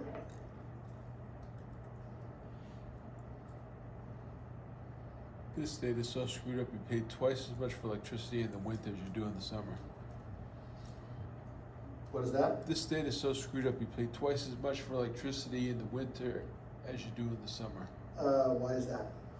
They don't have local generation. They don't have what? They don't have enough local generation.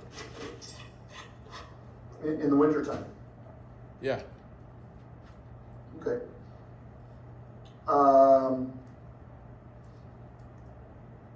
Yeah, I would say most locations you pay more in the summer than you do in winter. Just the opposite here. Here, maybe, yeah, but it's sort of anomalous. But there are plenty of issues associated with the power market that are challenging. I want to go to, All the nuclear plants are shut down. what's that? All the nuclear plants are shut down. Well, yes, that's another question, There used to be right? 3 at Millstone. There used to be 1 at Connecticut Yankee and the Connecticut River. Yeah. Hold on a second.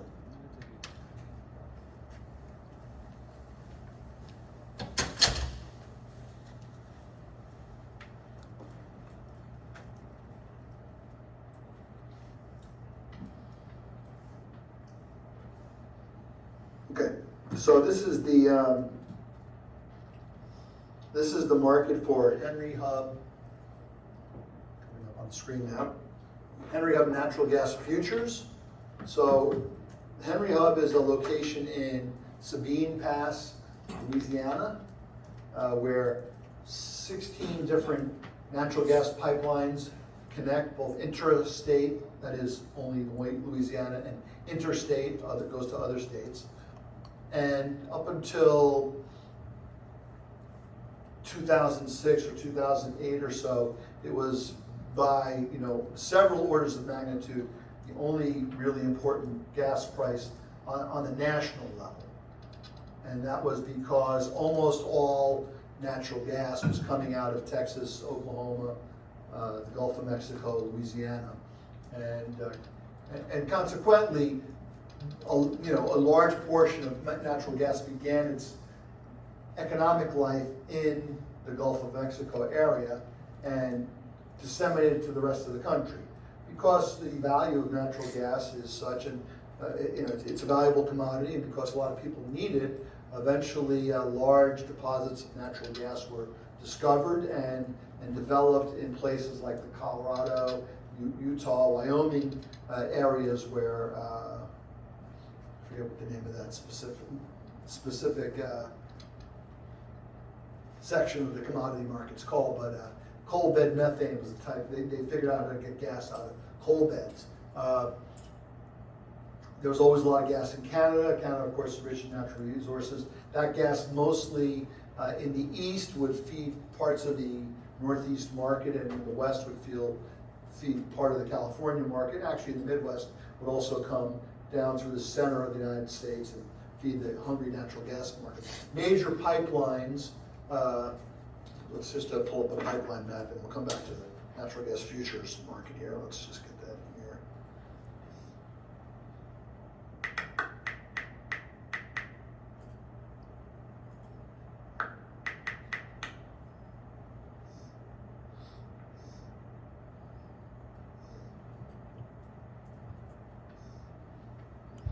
Yeah, I think this one's probably most.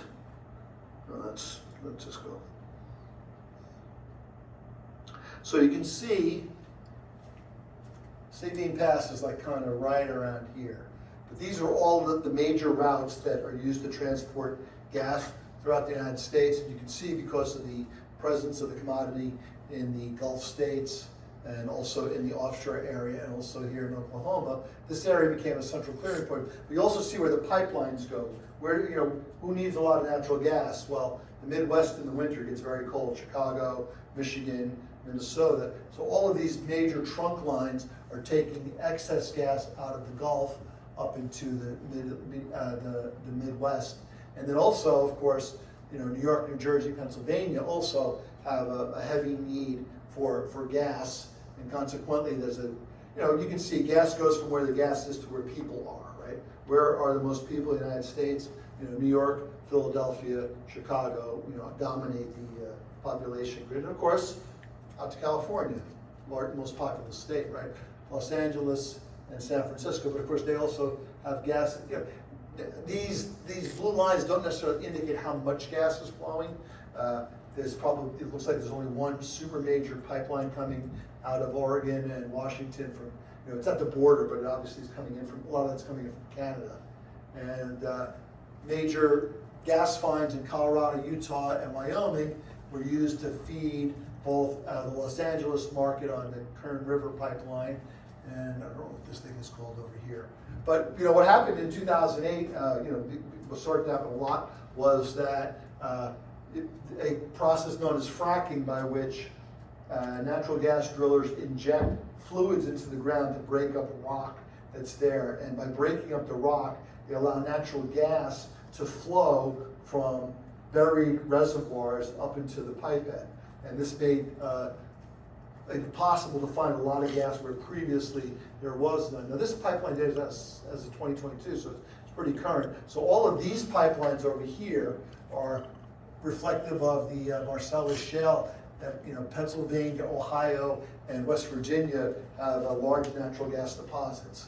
And this is also, I believe, mostly shale gas over here. I think this is called the Haynesford Shale, if I remember correctly.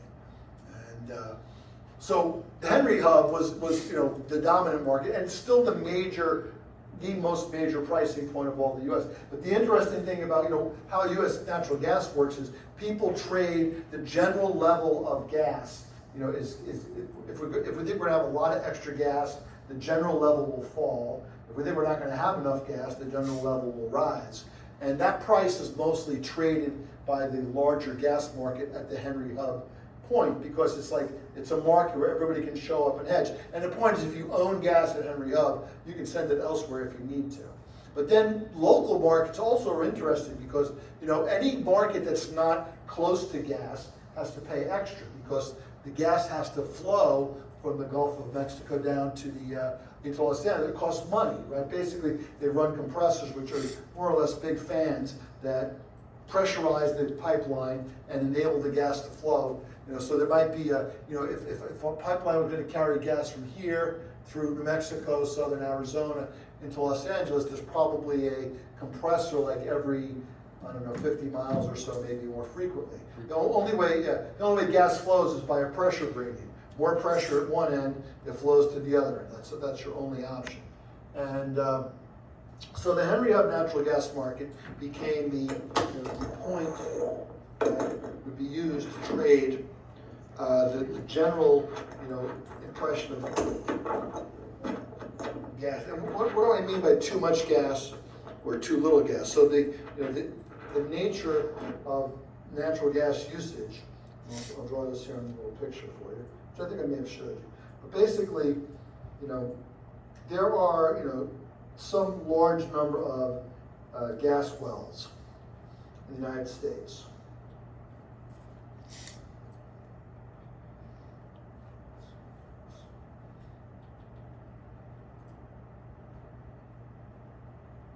Let's just say it's 10,000. It could, maybe it's 100,000, right? And the nature of the physical nature of a gas well is that when you punch a hole in the ground, the gas is under pressure. It comes out of the ground very quickly. And then the pressure gradient between underground and above ground equalizes, and then you have to kind of suck the gas out of the ground using compressors again. And then eventually you can't get any more gas out of the ground because the pressure on the outside and the pressure on the inside are equalized, and gas won't flow. And then that well is basically done.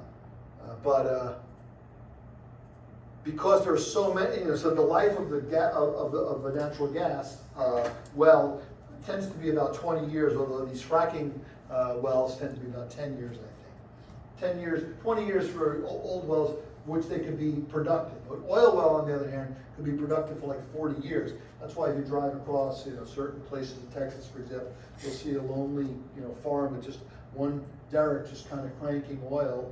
The thing may have been there for 30 or 40 years, because even today, it might only be making 1 or 2 barrels of oil a week, but if they're making, $300 a week on that oil, and they can sell it, it only costs $50 a week, let's say, to run the derrick. Well, it's $250 a week, times 52 weeks, keep it running, right? There comes a point when it's not worth it anymore, and then the well gets capped, right? So every month, every single well that's out there is producing less gas than it produced the month before. That's the nature of the decline in gas. But new wells are being drilled all the time, so you more or less have a steady state production of gas. Because as old wells wind down, new wells get pumped, and more or less the total volume coming out. The line itself may move up over years as new finds and more demand for natural gas makes it, but generally speaking, it's fairly constant for a while. But the demand is highest in January and February, lowest in the spring and summer, and higher again in the winter. So you have this problem where this is the supply, right? And then this is the demand. So you can see the problem is you have a shortfall and you have an excess, right? In the spring months and the fall months, which are called the shoulder. I mean, this thing will pick up a little bit in the summer because people do need air conditioning. There's a mini peak, but that's just a broad. Maybe it should be a slightly different. Maybe it should go up a little bit like that or something in the summertime. But so how do they deal with this this imbalance? And the answer is natural gas storage, right?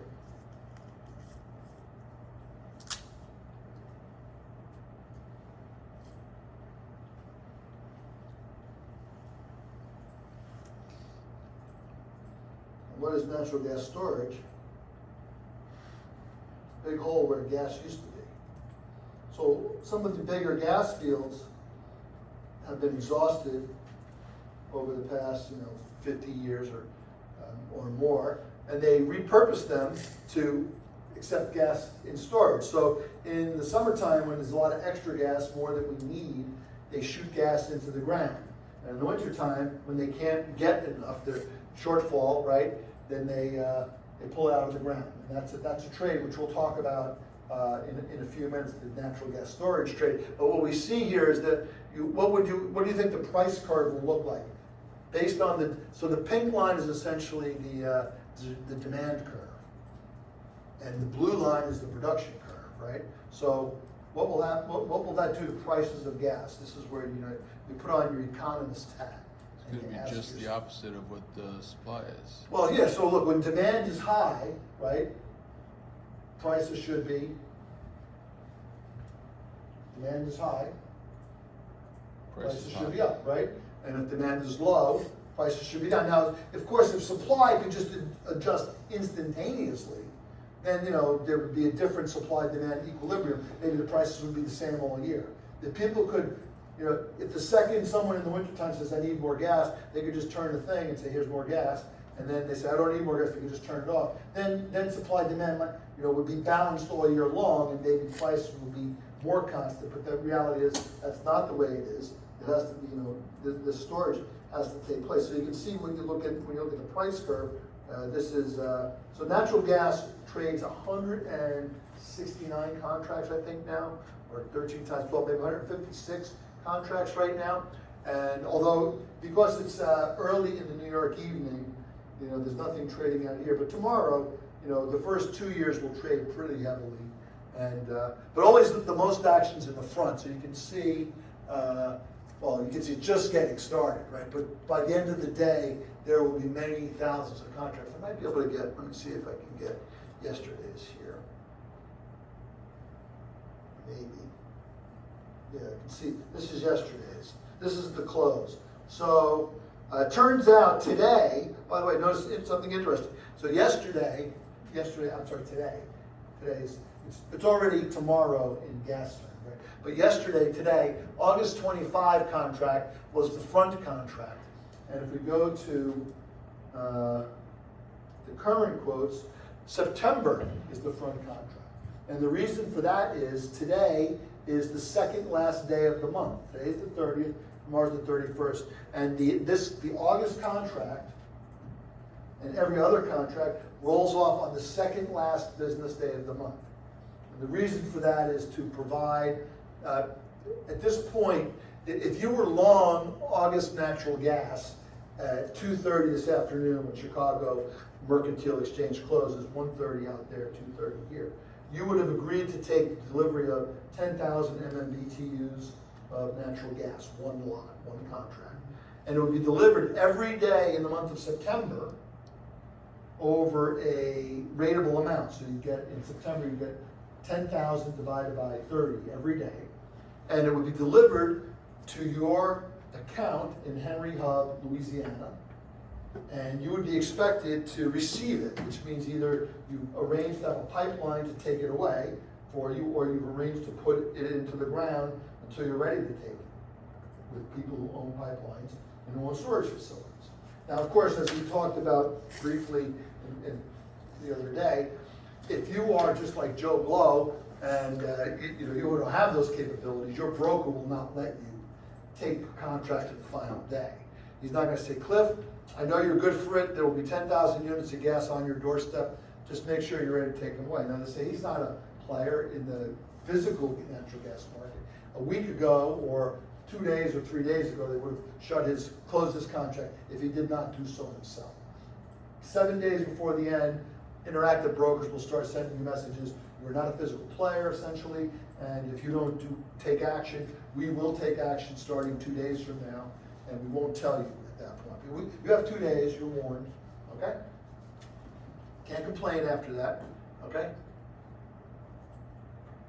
So August settled at 303, so whoever was long, and it was very light volume in August. Look at August versus September. September had 117,000 contracts trade, and August only had 2,300. So August is done. Everybody, the only thing that happened on the last day of August was people did small balancing to reset themselves, because the market will exist tomorrow for August gas. It just won't be a futures market. It will now be a purely physical or financial forwards contract market, okay? But, so how much money is 117,000 contracts? Well, one contract, or a lot as it's called, LOT, is 10,000 MMBTUs times $3, the price of a single MMBTU. So 10,000 times 3, so $30,000 times 117,000. That's, who knows, 30 million, I guess, something like that, right, a day. That'll happen every day, right? You can see a lot of action October, November, December, January. All these months are pretty active. Every month will become more active as it gets to the front. And notice the prices. September 311, October 320, 356, 415. Peaks in January at 446. 419, now this is interesting, right? 419 in February drops down to 376. In March, drops down to 355. Drops down. So you might think to yourself, hey, you know what I could do? Well, let's take this. I could buy that September gas for 311, right? I'll buy the gas, I'll hold on to it, and I'll sell it in December for $4.15. How much will I make? Whatever the delta is there plus storage costs, you gotta take away. Yeah, you'd make $1.04 per MMBTU. That's a great deal, right? Now, one would think, why are the really smart people not just doing this? Because, and if the smart people did this, what would happen right away? The prices would move. Prices would move, right? If people started buying a lot of September and selling a lot of December, then those prices would compress. But, of course, the problem you have is if you are along the September contract at the end of August, you will have to receive gas in September. And you gotta do something with it, put it in the ground basically, and then deliver it to somebody else in December. If you have a place to hold the gas in the ground, you're okay. You could actually, you just wait, you just hold it and wait till December, and you'd be able to sell it for $4.15, yes. This might be an elementary question. It's okay. But, I guess this can be applied to all commodities, but I was thinking of it as for gas. Can you be a seller of gas without, like, having the capacity to own it? Yeah. And then what, in that case, what would happen if a buyer wants to exercise? Well, again, you cannot be there because your broker will recognize you're not a physical player, and you won't be able to fulfill the acquisition and storage of physical gas. But Mercuria, my most recent employer, would be able to do that. Even if they don't own the gas, it's understood. First of all, there's always going to be a physical gas market every day. Like in the month of August, right? You can buy gas at any physical location if you have the team set up to do this. I can buy gas from your company and say, look, I need to buy 10 lots of gas for delivery in Los Angeles City Gate tomorrow morning at 10. And you're like, you got it. And then, I'd be buying it from someone who I know can get gas there. You'd be selling it to me who will know how to take it away. And we just change the money then, right? But yeah, so you can be short, but if you're not a physical player, they won't let you stay short into the expiration. So you just offload it to someone who does have that? Well, no, I mean, you close your futures contract and you don't have to worry about it. Or if you don't do it, your broker will close you. And again, we talk about this, the brokers are responsible to the exchange for ensuring that their accounts obey the rules of the exchange. And if they don't, the broker would get in trouble with the exchange. There are penalties, large penalties, okay? Thank you. Yeah, so now, of course, given that it would be great if I had a hole in the ground, a gas storage facility, that I could shoot the gas into the ground for $3.11, take it out at $4.15, make $1.04. Of course, how much is that storage worth? Whatever they can get for it. Well, no, it's worth at least $1.04, one would think, right? If you could buy, if you're Mercuria or Citadel or BP, if you could buy gas for $3.11 and store it for 50 cents and then sell it for $1.15 profit, there's 65 free cents lying on the ground. You're gonna pick that money up, right? So this price, in some way, already tells you that the value of storage from September to December is $1.04, approximately. There are other reasons that will drive this besides storage, but that's going to be the main one, right? And so consequently, if you could store for 50 cents, something can be sold for $1, you would do it all day long until the market compressed it. Either raise the price of storage higher than 50, or compress the profit available lower than $1, okay? And don't forget, if you buy the gas in September, you have to put money out the door, which is going to be what's involved. Always have to remember what when you deal with money. Time value of money. Time value of money. So if you're spending money, you're going to have to finance that. Either you have to borrow money or you have money. But if you have money that you're using, if you have money that's sitting idle, you put it in the bank, you make money. So if you got to buy something today, well, you're going to pay, right? And then so that's the value of storage. And there's actually, but the value of storage is probably more like even $1.30, let's say, because the thing about the storage is, well, it's got optionality. And the optionality is, if September becomes cheap, I can buy more gas and inject it and sell it out here, right? As that spread widens, this is the Margrave option we talked about the past 2 weeks, right? When the spread is wide, because what am I doing? I'm doing a time spread, right? I have the ability to buy gas in September and sell it in December, so I own the spread between those two things. I have a call option on that time spread, right? Which is materialized physically by having a hole in the ground of a natural gas storage facility to use. That optionality has value. So if the intrinsic value of the spread is $1.04, then the extrinsic value being non-zero will make the storage itself worth $1.30, let's say. This is more complicated because when you buy a natural gas storage facility, the way it's usually done in the United States and probably also in Europe, is that you lease the facility at the facilities become leasable. So what is the storage facility? You know, 20 years ago, this thing was producing a lot of natural gas. Now it's been empty. There's gas in it, but you can't pull it out because it's too expensive to extract. There's no pressure pushing it up. But you can push gas back into the ground.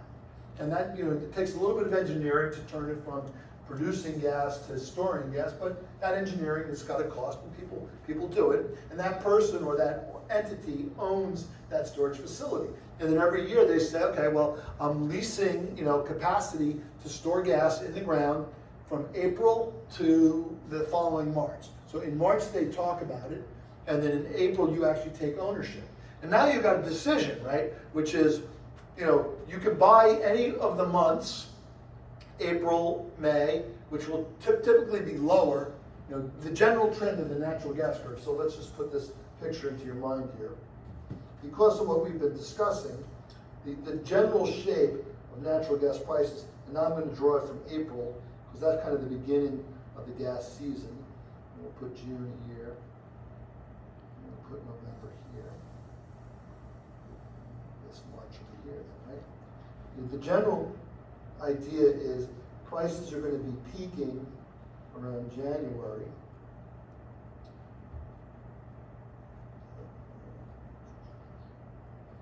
Prices are going to be peaking around January or February. But lately it's been January. It used to be February was more expensive.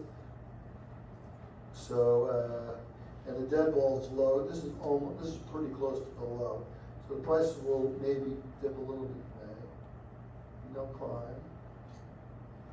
That's kind of the general shape of the natural gas curve. And what will happen if you go out multiple years, you'll see that same shape repeat itself every year. Maybe it's going up on average or down on average, but that'll be the general shape. So what happens? But here's the thing, right? You can buy gas. Let's just say this is 3, and let's just say this is 290, and let's just say this is 3 again, and this is 4, and this is 5. Maybe this is 550, and then this is 530. Okay, so if you bought this facility, right? So you own what the common unit of selling these things is 1 BCF, 1 billion cubic feet, which turns out to be 100 lots of gas. So 100 lots times 10,000 MMBTUs. 1 billion cubic feet is 1 million. 1 billion cubic feet is 1 million MMBTUs, right? Okay. So what would be your goal? Now today I just took ownership of the facility. Let's say it's April 1st. What would you think you want to do? What's your best trade for putting gas into the ground and taking it out of the ground? Your best trade, right, is I want to buy all my gas in May for $2.90, and I want to sell all my gas in January for $5.50, right? Make a lot of money, right? Okay? Now, of course, every other person who owns gas wants to do that as well, right? And the challenge is the physics of injecting natural gas into the ground. It turns out the way most U.S. facilities are designed, you can't just look, I 1 billion cubic feet of gas, let's pretend the whole facility is 1 billion cubic feet. You can't just instantly, 1 billion cubic feet in the ground, and then in January, 1 billion cubic feet out of the ground. No, there's physics involved. You got to push that gas into the ground, which means that it turns out the way U.S. facilities are designed, it takes about 3 months to inject 1 billion cubic feet into the ground. So you have it's 100 lots. You can basically inject about 1 lot per day for 3 months, and then at the end you can take 1 lot a day out of the ground, and then that's it. And if it's a bigger facility, like a common size might be a Pacific Gas and Electric has a place called Wild Goose Storage, which I think is like 50 BCF. There's 50 units. Now, of course, you could probably do 1 billion a day. Well, you can do 500 million a day if it's going to be a 3-month cycle. But the point is, you don't own the whole facility, you only own a little piece of the facility.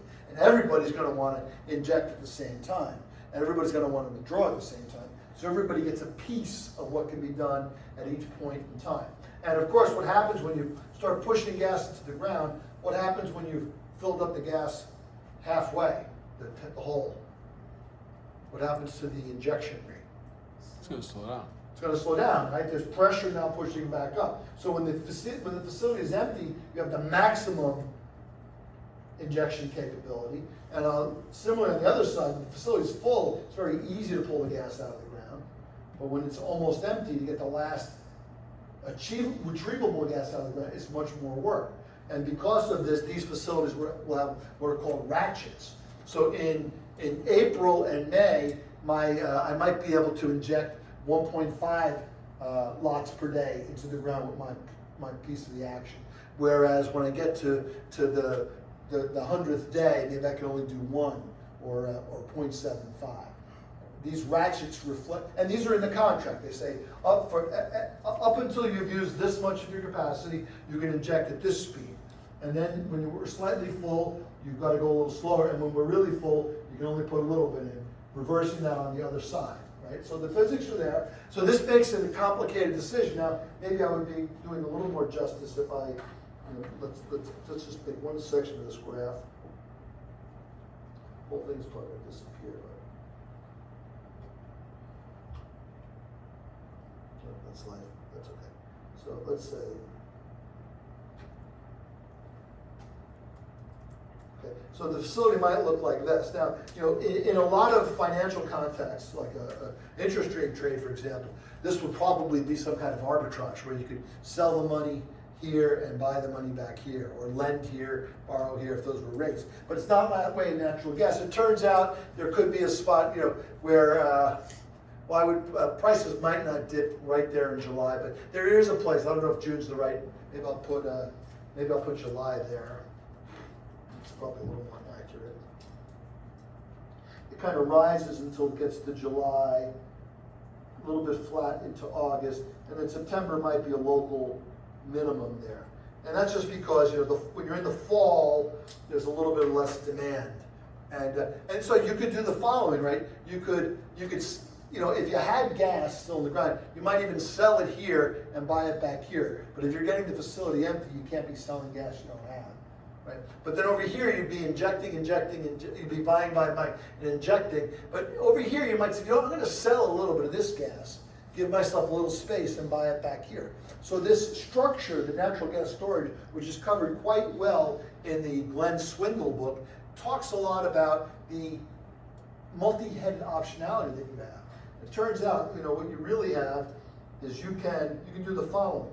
You can buy April and sell May, buy May and sell June. Actually, you buy April, sell May, sell June, sell July, sell August, sell November, September, sell October, sell November, sell December. You can buy any month and sell any other month, right? So how many options is that, right? You have 12 choices for the month that you buy, and you have 11 choices for the month that you sell. So there's actually 132 options. And the order matters because it's whether you're buying or selling, right? So the natural gas storage optimization problem is an optimization over 132 different combinations of what you can do in terms of what month you buy and what month you sell, and constrained by the ratchets. You can't just buy it all at once or sell it all at once. And every decision you make today will impact what you can do in the future. And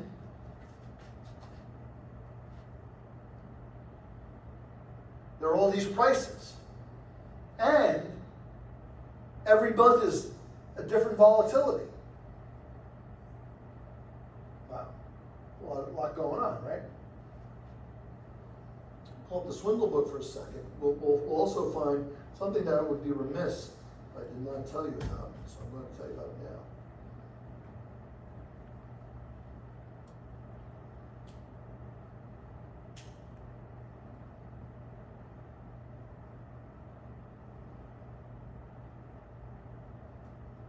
No, I don't really want that. This book is, it can get a little mathy at times, but it's really,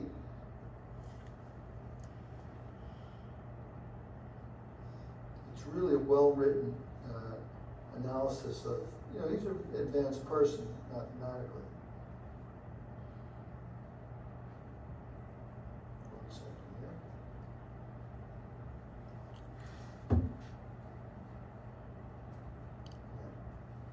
Okay, here we go. So this is called the term structure of volatility and correlation. So now we're moving to the apotheosis of everything we've talked about, right? There's a term structure, which is time matters in finance. The decision that has to be made in the next month is going to be materially different than one has 6 months, one that's going to have. What about a decision I'm going to have to make next January for an action I will take then the following June? That's what natural gas storage is, right? I'm looking ahead, I'm saying, well, I might buy some gas in September and sell it in December, right? Times 12, times 11, multiples of that, right? And check out this dynamics and of volatility. We'll talk about volatility first. Correlation, of course, refers to the fact that prices are related to each other. So it turns out that everyone, just like you would see by looking at this picture, every different natural gas is different. See, like if this was the euro versus the dollar, currency option, currency forwards, right? These prices would just reflect the interest rate carrying cost of one currency versus the other, right? The currency with the higher interest rate is going to be worth more in the future than the one that is the low. It's going to be worth less in the future than the one that's low. By that formula, e to the r minus q, right? If r is bigger than q, the one with r is going to go up, right? So the forward is more expensive. That's because the cost of carry is negative. If I'm going to buy euros today and hold them for you for a year, right? I'm going to have to take into account the funding cost. I'm buying euros, so I'm out my dollars, but I'm getting euros. So now I'm giving up U.S. interest rates. I'm getting back dollar interest rates. That was our very first formula, right? R minus Q. If R minus Q is positive, the forward's going up. R minus Q is negative, the forward's going down. That's just the differential cost of money. And in the currency market, that can be instantaneously arbitrage if you don't watch yourself. Here, it's not the same. There's no cost of carry baked in here. It's baked into the storage model, but this reflects that gas for delivery in November is not the same as gas for delivery in January. People are going to be cold. The winter's going to be almost over. Maybe natural gas is running low. And you're going to have to pay more for that, okay? So, but this is the interesting one. This is called the let's give this a name. This is called the Samuelson effect. Okay, it's prominent in pretty much every commodities market. What is the Samuelson effect? First of all, it's named after Paul Samuelson, MIT economist from the 50s and 60s, I guess, who suggested geometric Brownian motion. We talked about him, right? He was the one who said geometric Brownian motion is a good model for asset prices, better than Brownian motion from Bachelier in 1904, right? He didn't have the mu. That's what Black and Scholes figured out was a trick to make the mu estimated returns go away by hedging, right? But he also did this fact. What this is saying is that we're right now, we're sitting in what month are we in? July. So this says that if I look at delivery of gas for next July, i.e. that forward price on the curve, it's actually got very low volatility. This one's WTI oil, but it's the same thing for gas. That contract's moving by 25% per annum daily, right? So what's 32% divided by 16 is 2% a day, right? Our little rule of thumb for converting daily sigmas into annual sigmas and vice versa, right? Square root of 252 is almost 16, right? 2% move a day is roughly 32% per annum. So this one is not quite 32% per annum. It's 26.5, but close enough. So it's moving about 1.8% a day or something. Whereas in the front, gas for delivery next month, the volatility is 35.5. So it's a good deal higher, right? Notice these numbers are bigger. If I had natural gas, these numbers would be even bigger. Let me see what the natural gas one is here. I'm guessing it is WTI.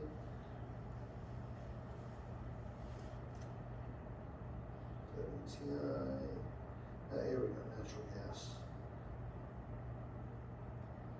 He kind of, we'll come back to that. He doesn't do the Samuelson curve for natural gas, but we will.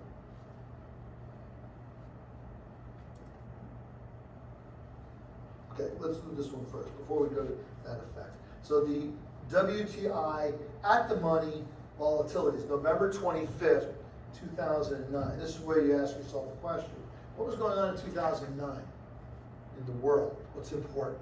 The Great Recession. Great Recession is beginning in earnest, right? Kind of started at the end of 2008 and really started to bite in 2009. I think it was December 2008 that WTI traded down at like $9 a barrel. After having been like $150 in the summer, all-time high, at least not adjusted for inflation. That $9 a barrel was, as we talked about, surpassed as a low, or underpassed as it were, when? When was the lowest settlement price ever for the WTI oil contract? Wasn't it negative once? Yeah, it Negative, COVID. right. March of 2020. I thought it was the late teens when it went negative. No, They no, had no more 20, storage. it was during, well, During COVID. during COVID. So coming in, so look, February 2020, right? COVID's sort of on the horizon, but not a big deal. Maybe it's going to be okay. Maybe it's just China again, Remember, there have been lots of incidents of like bird flu and other communicable diseases that have taken place in like Hong Kong and China or Japan, and had raised concern. This would be horrible if it goes global, but had not happened, right? The bird flu never came in size. So I think when coronavirus was first happening, I remember working at Natixis Bank at the time, and talked about it like it was something far away. And then all of a sudden, in the second week of March, it became all of a sudden intensely serious everywhere. First, people started dying in the United States, and the transmissibility of it was becoming clear. So all of a sudden, on March 11th, every business on March 8th, the Friday, we already had our plans for how we were going to have one team would work in New York, and another team would work in Jersey City, and we would work only every other week at each place. The idea would be, team would work in New York, and they would do the thing there, and then other team would come in and work in Jersey City, and they'd clean all the New York offices. And, they'd always have a backup in case, like, because if the infection broke out in Jersey City, well, we can use the New York offices now, right? But that was on a Friday.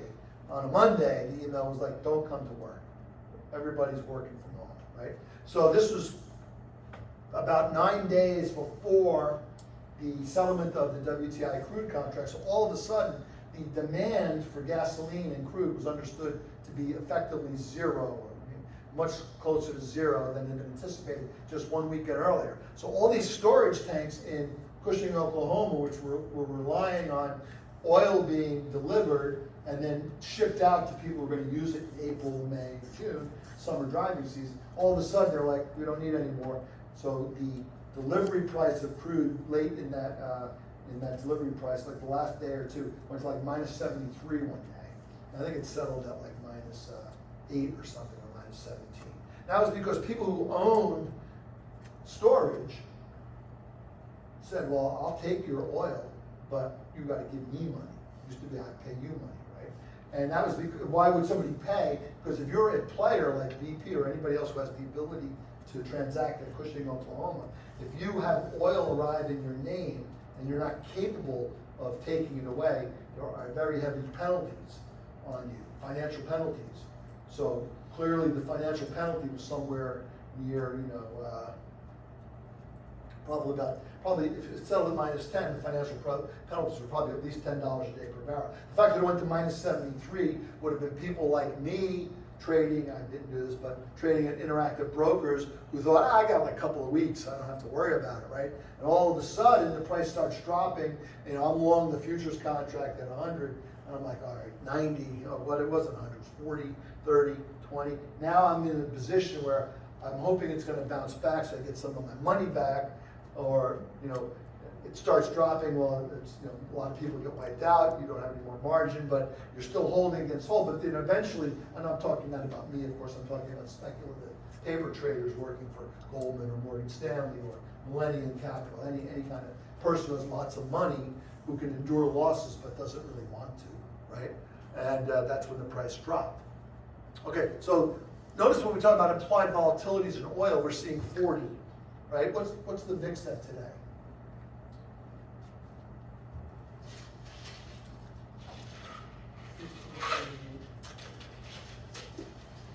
1538. 40. 1548. And where's it been the past year to date, let's say?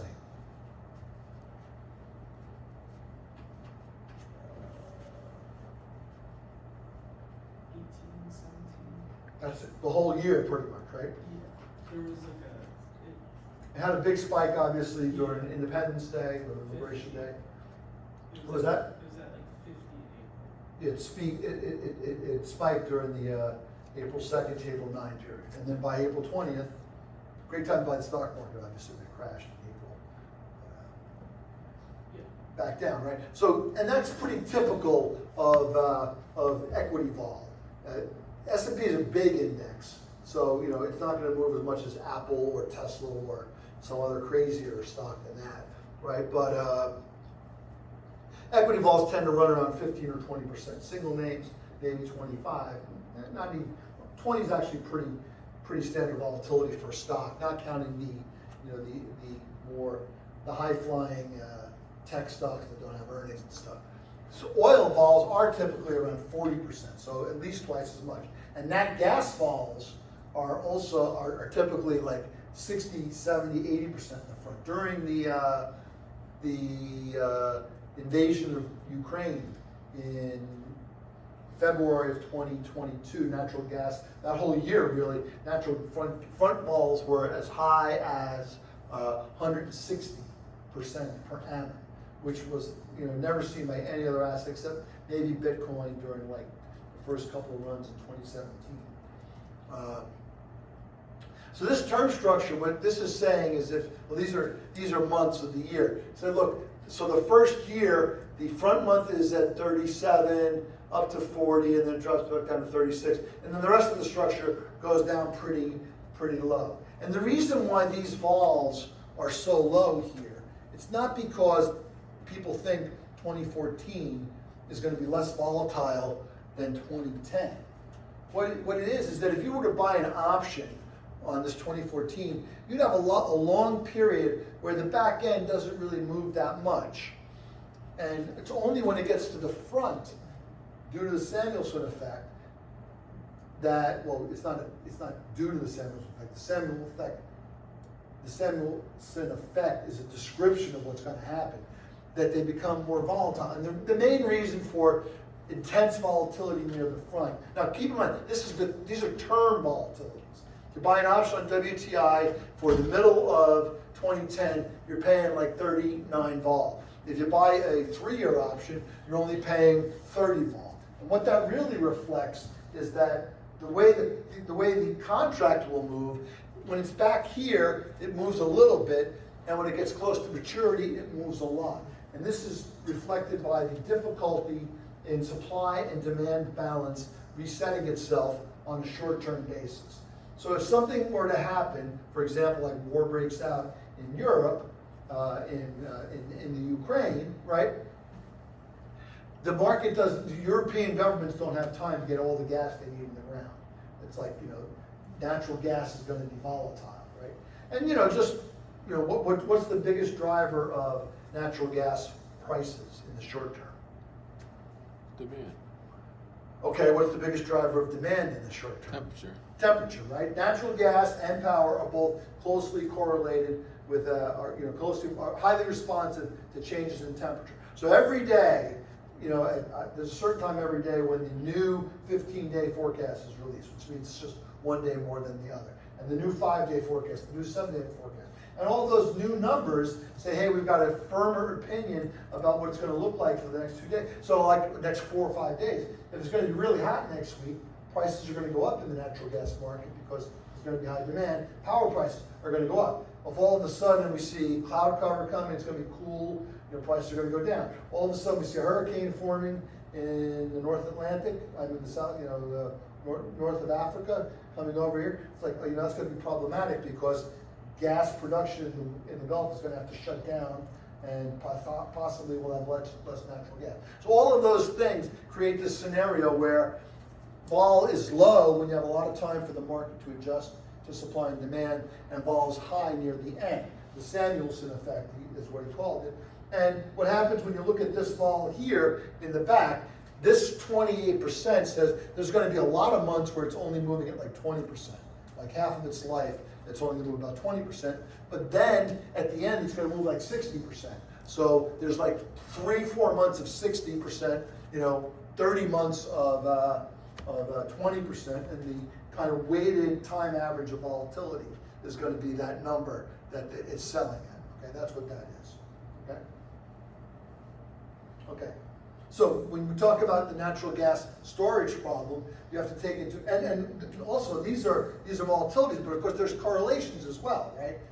If we suddenly expect a very cold winter, not only will January move, but February will move, December will move, right? Remember, those are individual commodities, it's all gas, but they're gas for different points in time. They cannot be, they're not fungible, right? Stocks are fungible, one for the other. US dollar is fungible, right?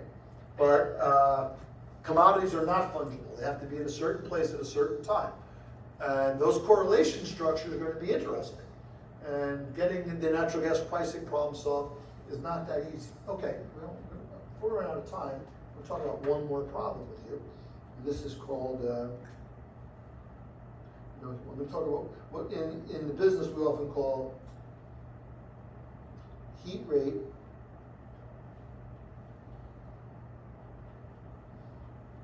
call options.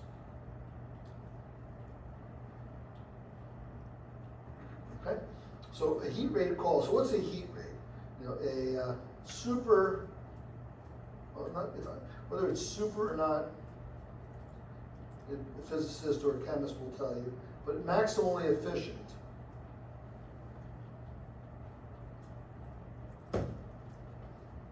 Power generator, power plant. Has a heat rate of about 5.8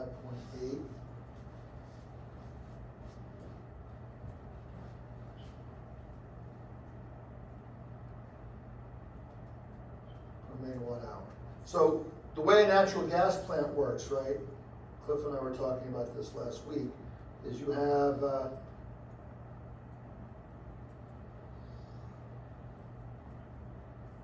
I'm really not an artist, but okay. I'm just gonna look. You know, you burn gas. Jet engine. You burn it into a superheated gas, right? Is that what we do? Yeah, you make combustion products. You heat. You make what? You make combustion products. Carbon monoxide, carbon dioxide. You heat up the nitrogen. Yeah. Make some water, vapor. So the gas becomes superheated, right? Yeah. And then what you do, you push the gas through a turbine. Well, you burn it in a jet engine. You burn it in a You jet engine. compress the air in the front part of the jet engine. You inject the gas into the center part once the air is already heated up. It ignites spontaneously, then it drives turbines in the back part. And that's what makes your electricity.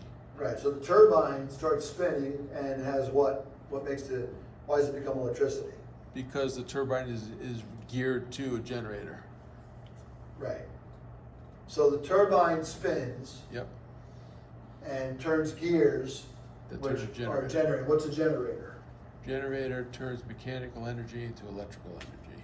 And what's the primary physics there? You have copper. It's, and you have magnets. a rotating magnet within copper wiring on the outside. Okay, so rotating magnet within copper wiring on the outside generates an electrical field, and that's electricity. So gas is heated in a jet turbine, ignites spontaneously, causes the turbine to spin. Turbine spins, it's got gears that connects it to Generator. a generator, which is magnet that's gonna spin around with copper around it. Okay, good. So that's how you generate. And then to get the maximally efficient, they take there's one more thing. Then the exhaust from the gas turbine goes in, heats a regular boiler, Right, because it's hot enough to do that still. right. So the gas is, the gas that you created was so hot that the exhaust is hot enough to still boil water. And then boiling water generates steam, which does what? Well, same thing, you run another generator, turbine. Goes It's a into another generator. turbine, and that turbine spins, and we get more electricity. This is the name for this is also it's a combined cycle gas turbine, where the combined cycles is the first cycle that he described, and the second cycle he described. And the ideal conversion rate would be like say 3.41, I think. You know, A gas engine's about 35%, diesel's around 40-45%. These cogens can be up to the low 60s. yeah. No, what would be the theoretical limit? That's 60%. Oh, technically a fuel cell, because a fuel cell has no temperature change. So that's, Well, I guess what I mean is that in theory, you only would need, this is about an hour, by the way. You'd only need three, this is like 60% efficient, so. yeah, Whatever 5.8 divided by 0.60 is, divided by, yes, or times. 3 times. Yeah, 5.8 times 0.60 is equal to whatever that is. That's about 35 probably. 3 something. So 40% of natural gas has a certain amount of energy captured in it, right? And electrical power has a certain amount of energy. So energy or power? It's energy. Energy, right? So we're converting natural gas energy into electrical energy, right? And we're losing something. We're losing like 40%. It used to be a much higher number, like we would lose 50% or more. So they become more efficient, right? So that's what a power plant is. So what you have here is your inputs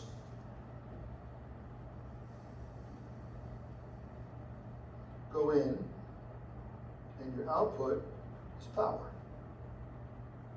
And this here is the CCGT. There are other power plants which are not as efficient, which are cheaper to make, older perhaps, okay, but still usable, right? So what the payoff here, this is going to be called, so you take the heat rate, number of units, times N, and you generate 1 unit of power. And so this is heat rate times N, MMBTUs. Oh, I'm sorry. I made a mistake here.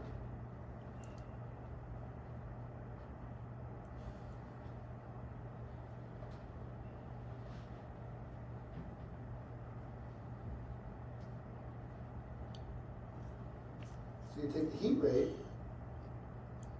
times the price of natural gas, and you get 1 times the price of power.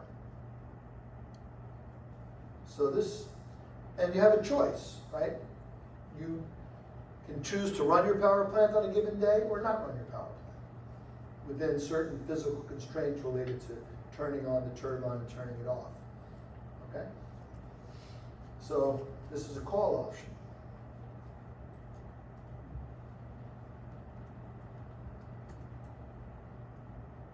The payout, P minus heat rate times natural gas.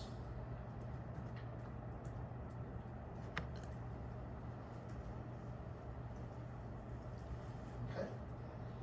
So every day around 12 o'clock in the afternoon, every morning, every person who owns a power plant tells the operator of the system, the ISO, the independent system operator, that I can generate power for, let's say, $40 a megawatt hour. Okay? And regulations say that they are required to bid, to offer their power at their marginal cost of producing power. They can't just say, I'm gonna try, it's gonna be hot tomorrow, I'm gonna really try to rip people off and charge them off, or not rip them off, let's say, I'm gonna try to make people pay for this power. They're required to bid within certain constraints. So the power right is essential to life, right? To modern life in the United States anyway. So there are rules that control what you're allowed to do with your asset. And the basic rule is that you have to deliver your power to the grid. You have to offer to deliver your power to the grid at your marginal cost, which would mean you'd only break even. But if you have a super efficient power plant and somebody else has an inefficient power plant, you'll see how you make money in a second, right? So you tell me how much you're gonna make your power for, and then what the current value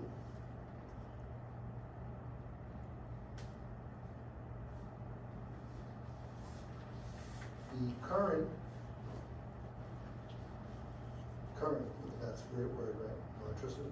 Current value of N times HR equals the marginal cost. And what a ISO does, the ISO says the following, a certain counterparty will deliver at 40, another counterparty at 50. Different power plants have different efficiencies. Older ones are less efficient, cheaper ones are less efficient. Solar and nukes are, nukes I think they probably bid at around 20, but they're going to run, if there's a nuke in the area, will run all the time. Wind and solar will be close to zero or zero.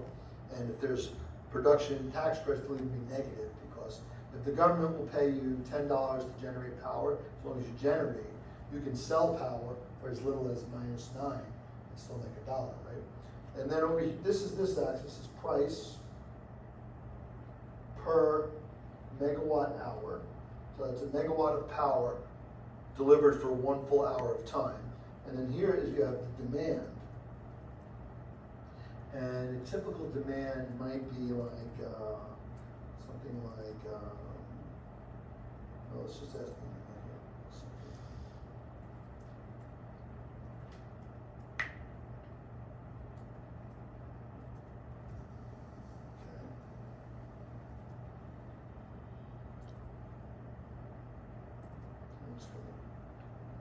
Hold on a second.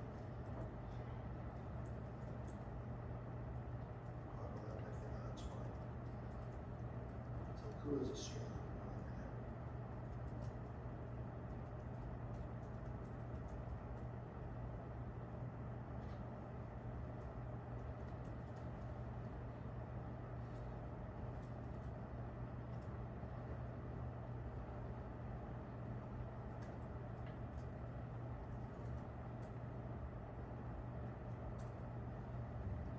So I'm asking it, what is the maximum load in ERCOT, which is Texas, in July?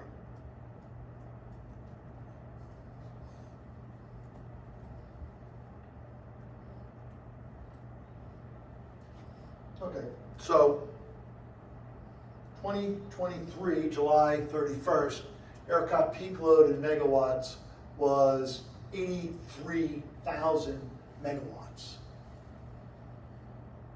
Okay, so that meant probably like noon or 2 o'clock in the afternoon, whenever it's the max, 83,000 megawatts. So on that day, the day before, because all of the prices are going to be cleared the day before, and then they'll be rebalancing in real time as we go along. The independent system operator, I don't know if it's called that in Texas, ERCOT would have said, okay, I'm going to need 83,000 megawatts. So what they do is they say, well, there's this. Texas actually has a lot of wind and solar right now. So maybe they can get to 40 on wind and solar. That might be a little high. And then the nukes come in. I don't know if they have nukes in Texas right now, probably a few, maybe not. Okay. And then they need to use like the efficient gas utilization. Different gas people offer different grades. And let me just move this. And then there's more expensive stuff. And this thing here is called the stack. And the stack is the comparison between how much power you can get at every unit of power. And the way the market is structured is we will always use the least expensive power we can. And we just keep on, so every unit has made his bid, said, I'm available at this price, I'm available at this price, I'm available at this price. And what will happen at some point, the ISO will say, okay, the clearing price for tomorrow at 12 o'clock, and there'll be one of these for every hour, or in Texas, it might be every 15 minutes. In Australia, it's like every 5 minutes, right? So when a generator submits to the ISO, they say, these are my prices for whatever hourly or quarter hourly unit that's on bid. And here's how much I can produce, and there's two things, how much I can make and what price I can make it at. So I might have an expensive plant and a cheap plant. I bid my cheap plant at the cheap plant price, I bid my expensive price, a plant at the expensive price. And then Texas will say, okay, the clearing price for power for today, for that hour, is gonna be $72, okay? Actually, when we get to the peak of peak days, it can go to 9,000 is the most recent cap in Texas. I think they moved it down to 5,000. Different markets have slightly different structures, but this basic idea of the stack is in place. And what happens is when power clears for $72 in the day ahead market, like at 12 o'clock, all the bids are in, maybe 2 o'clock or 3 o'clock in the afternoon, the Texas grid operator will figure out where all of the power is going to come from and where it's going to go, and then they would announce what the winning bids are.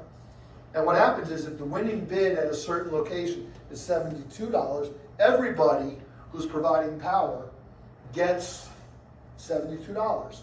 So if you're solar, you've made $72 of profit on that hour. If you're a nuke, you made 52. If you're one of these gas plants, you made 32. And even the last person off the stack, they charge 72. So that unit gets no profit. There are other things that get involved too. This is just the basic, the raw price for the power.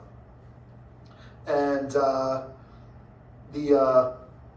there are other things associated with regulatory, like for example, certain assets are kept in what's called spinning reserve. The nature of power generation is that, as we talked about, when the light goes off, the power plant has to stop generating, and when the lights come back on, it's got to be ready to generate again, right? And it has to be able to respond instantaneously, which means the grid operator is in a continuous state of shutting down assets that it doesn't need anymore and calling new assets that it needs. And the ones that you want to call instantaneously, they have to be on standby. They're called spinning reserves, which means that they are ready to go. They could deliver power to the grid if they wanted to. They just have to get the signal, hey, send me some power, and then they'll open a connection to the grid. And so you have to pay them money to do that, right? That's called the spinning reserve. And so there's a bunch of things going on. But at the heart of the power plant problem, at least from the real asset for which this call option impacts is going to be the natural gas power plant. That's why I'm using NG right there. And what we have here then, right? So for the heat rate call option, what we have is, we have power, different hours of the day, and then we have gas.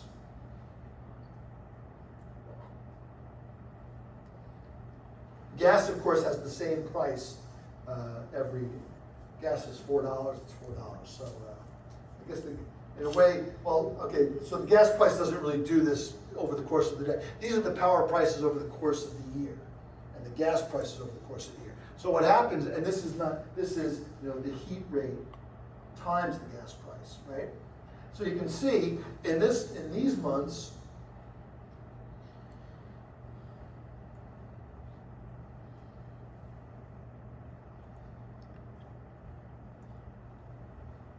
we're in the black, which means that it's profitable to buy gas, heat rate number of units, and sell it here. So, for example, if you have a pretty efficient power plant, you're going to be pretty sure you're going to run in the summer. You know, you're cheap, you're going to run, right? But if you're like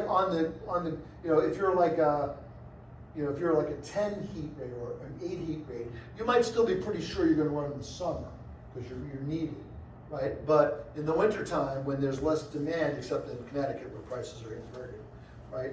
You will not be running. And this is an option that you have for every hour of the day of the entire year. And all of these options have to be involved. And notice what makes this option special is it's got two sources of volatility, right? There's sigma for the power and there's sigma for the gas, and they're correlated. We would expect that when power prices go up, because it's summertime, gas prices are also kind of expensive, and vice versa, okay? And that's this Martin-Rate formula we talked about last week. And that is how you price these options. Now, there's an additional factor, you know, actual power plant payoff is C of P and the heat rate and N is equal to the max of P minus the heat rate times N minus, let's call this K, and 0. And K is fixed costs. So when you run a power plant, besides having to put gas into it, you may have other fixed costs that are associated with running that plant. Could be the fact that every hour that you run the power plant, you're using up 1 hour of its available life. The turbines don't run forever. They have a certain amount of years that they can run. They have to be refurbished every periodic cycle, right? So using the power plant runs it down. That leads to fixed costs. And this is not priceable. The thing about Margrave did that magic. This is not priceable by Margrave, which is the spread option model, because of this is sigma P, this is sigma N, this is fixed dollars, okay? So there's no stochasticity there, but it also makes that little trick that was done to convert the two options into a single option, Black-Scholes model that Margrave did in '87, right? Not work. The approximations exist. Approximate solutions exist.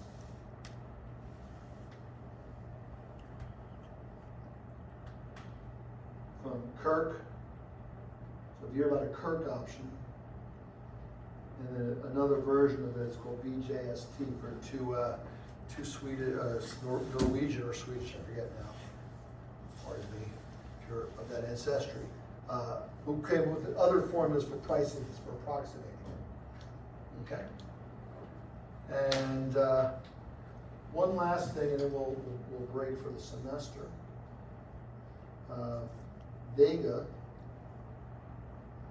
on a power plant.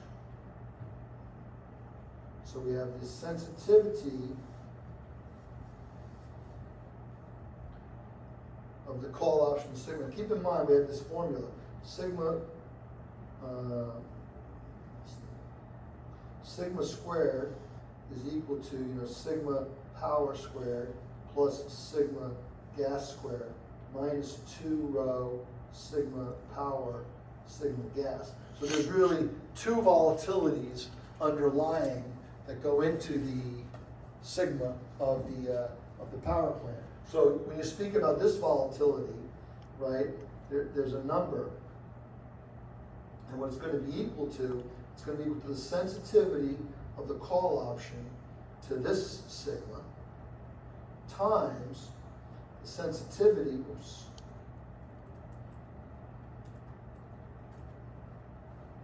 times the sensitivity of this blended volatility, the spread volatility, to the input sigma 1. Why is it that, if you want to compute this, so the call option depends on sigma 1, but indirectly through this sigma, so sigma power, let's say.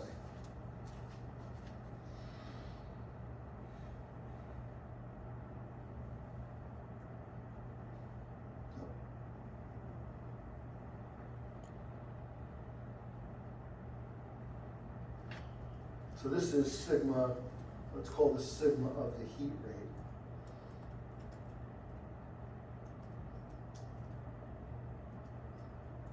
So this says that the sensitivity of the call option's price to the power vol is equal to the sensitivity of the call option to the heat rate times the sensitivity of the heat rate vol to the power vol. And that's because, you know, the call option, right, is a function of, when we stick it into Margrave's formula, right, it only depends on power, gas, and sigma of the heat rate, let's say.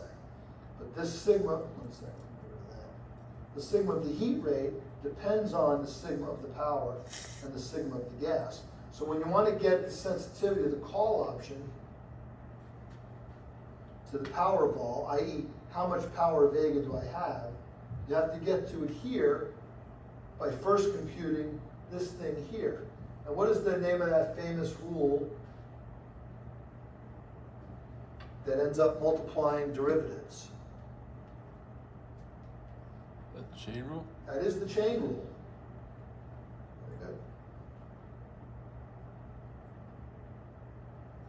Okay? Because the call option doesn't depend directly on the power option in Margrave, right? It depends on, if you bump the power options vol, the power vol, it's going to go back into this formula and change this guy. And this is the guy that's going to go here. So the call option depends on this, which depends on that. That's the chain rule, okay? And let's take a look. What is the sensitivity? What's the sensitivity with respect to power vol of sigma squared HR, right? It's equal to 2 times the sensitivity of the power minus 2 rho times the sigma gas. That's this thing here.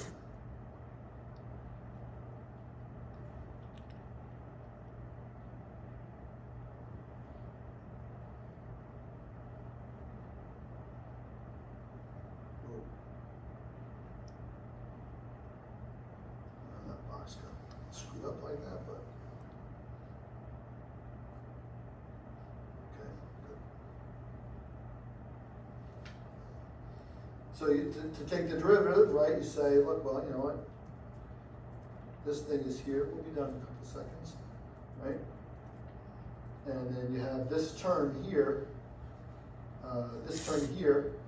You know, this gets away, but this guy goes. So this is kind of interesting. So we have, it's 2 times sigma power minus 2 rho sigma gas. And I'm going to ask the question, when could this be negative? And the answer is, get rid of the 2, if sigma power is less than rho times sigma gas, this contribution will be negative. And what happens here, right, is that, so what does the call option vega look like? It's got a component. So all right, so let's grab this guy.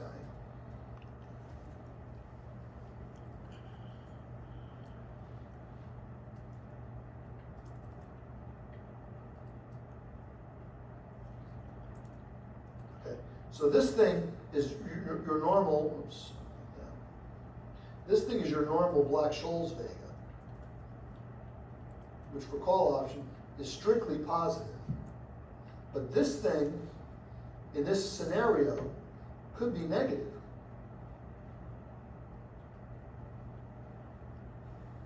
Which means it's possible that you could own a power plant, thereby owning the embedded volatilities, and you'd have a call option on the power plant, and yet still want Powervol to go lower. Interesting. So finally, the reality, this idea that you can take a physical asset like a power plant and value it like a strip of call options, that's sometimes called real options modeling, where you're taking a real asset and treating it like a financially modeled asset. And what power plant companies will do sometimes is they'll say, you know what, I don't want to own the optionality. I don't want to manage the price volatility between power and gas and the correlation exposure. Instead, I want to run a power plant. I'm an engineer, I'm an electrical engineer. I want to make power. And they'll sell that optionality to a Goldman Sachs or some other fund that likes to trade that result. And one way that's typically done is, when I'm trying to build a power plant, as a way of locking in financing, I get a Goldman Sachs to pay me $1 million a month for the next 5 years to own that volatility. So now I have a steady cash flow coming in $1 million every month. My financing costs are reduced, and I don't have to deal with the volatility. Okay, that's that story. All right, now let me just put one thing up on the screen here.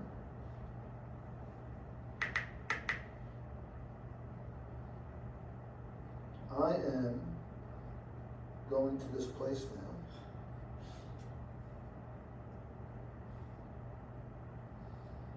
And I'm going to meet Professor McDonald, who is who teaches machine learning with me in the spring, part of semester 5. In this program? In this program, yeah. But it's semester 5. It's the actual semester. He and I teach one course, 7 weeks each of the 3 next semester. Anybody who would like to have pizza on us now, you're welcome to join us. My treat at 66 Summer Street, Stamford, Connecticut. I'm going to pack up, I'm at the lavatory, I'm going to get my car, which means 9:20 or so, I'll be there. He'll probably be there ahead of us, and you're welcome to come. Have some pizza, soda, soft drink. If you don't like pizza, you can have something else if you want. Salad. Okay? So, who's coming? Anybody? 1, 2, that's it? 2? Cliff, you guys can't make it? Nobody? It's a 3-hour commute home. I understand. Yeah. Where do you live? West Hartford. That's not 3 hours in this hour. It's only 2 hours. He's not driving. he's No, on I the train. take the train. Ah, you take the train. Okay. All right. All right. All right. Well, you're welcome. If you want pizza, it's on Summer Street. Is that Summer Street? Yeah, 66 Summer Street. Sally's is the name. Okay? I'll expect you to come if you can. If not, I'll have to see you next year.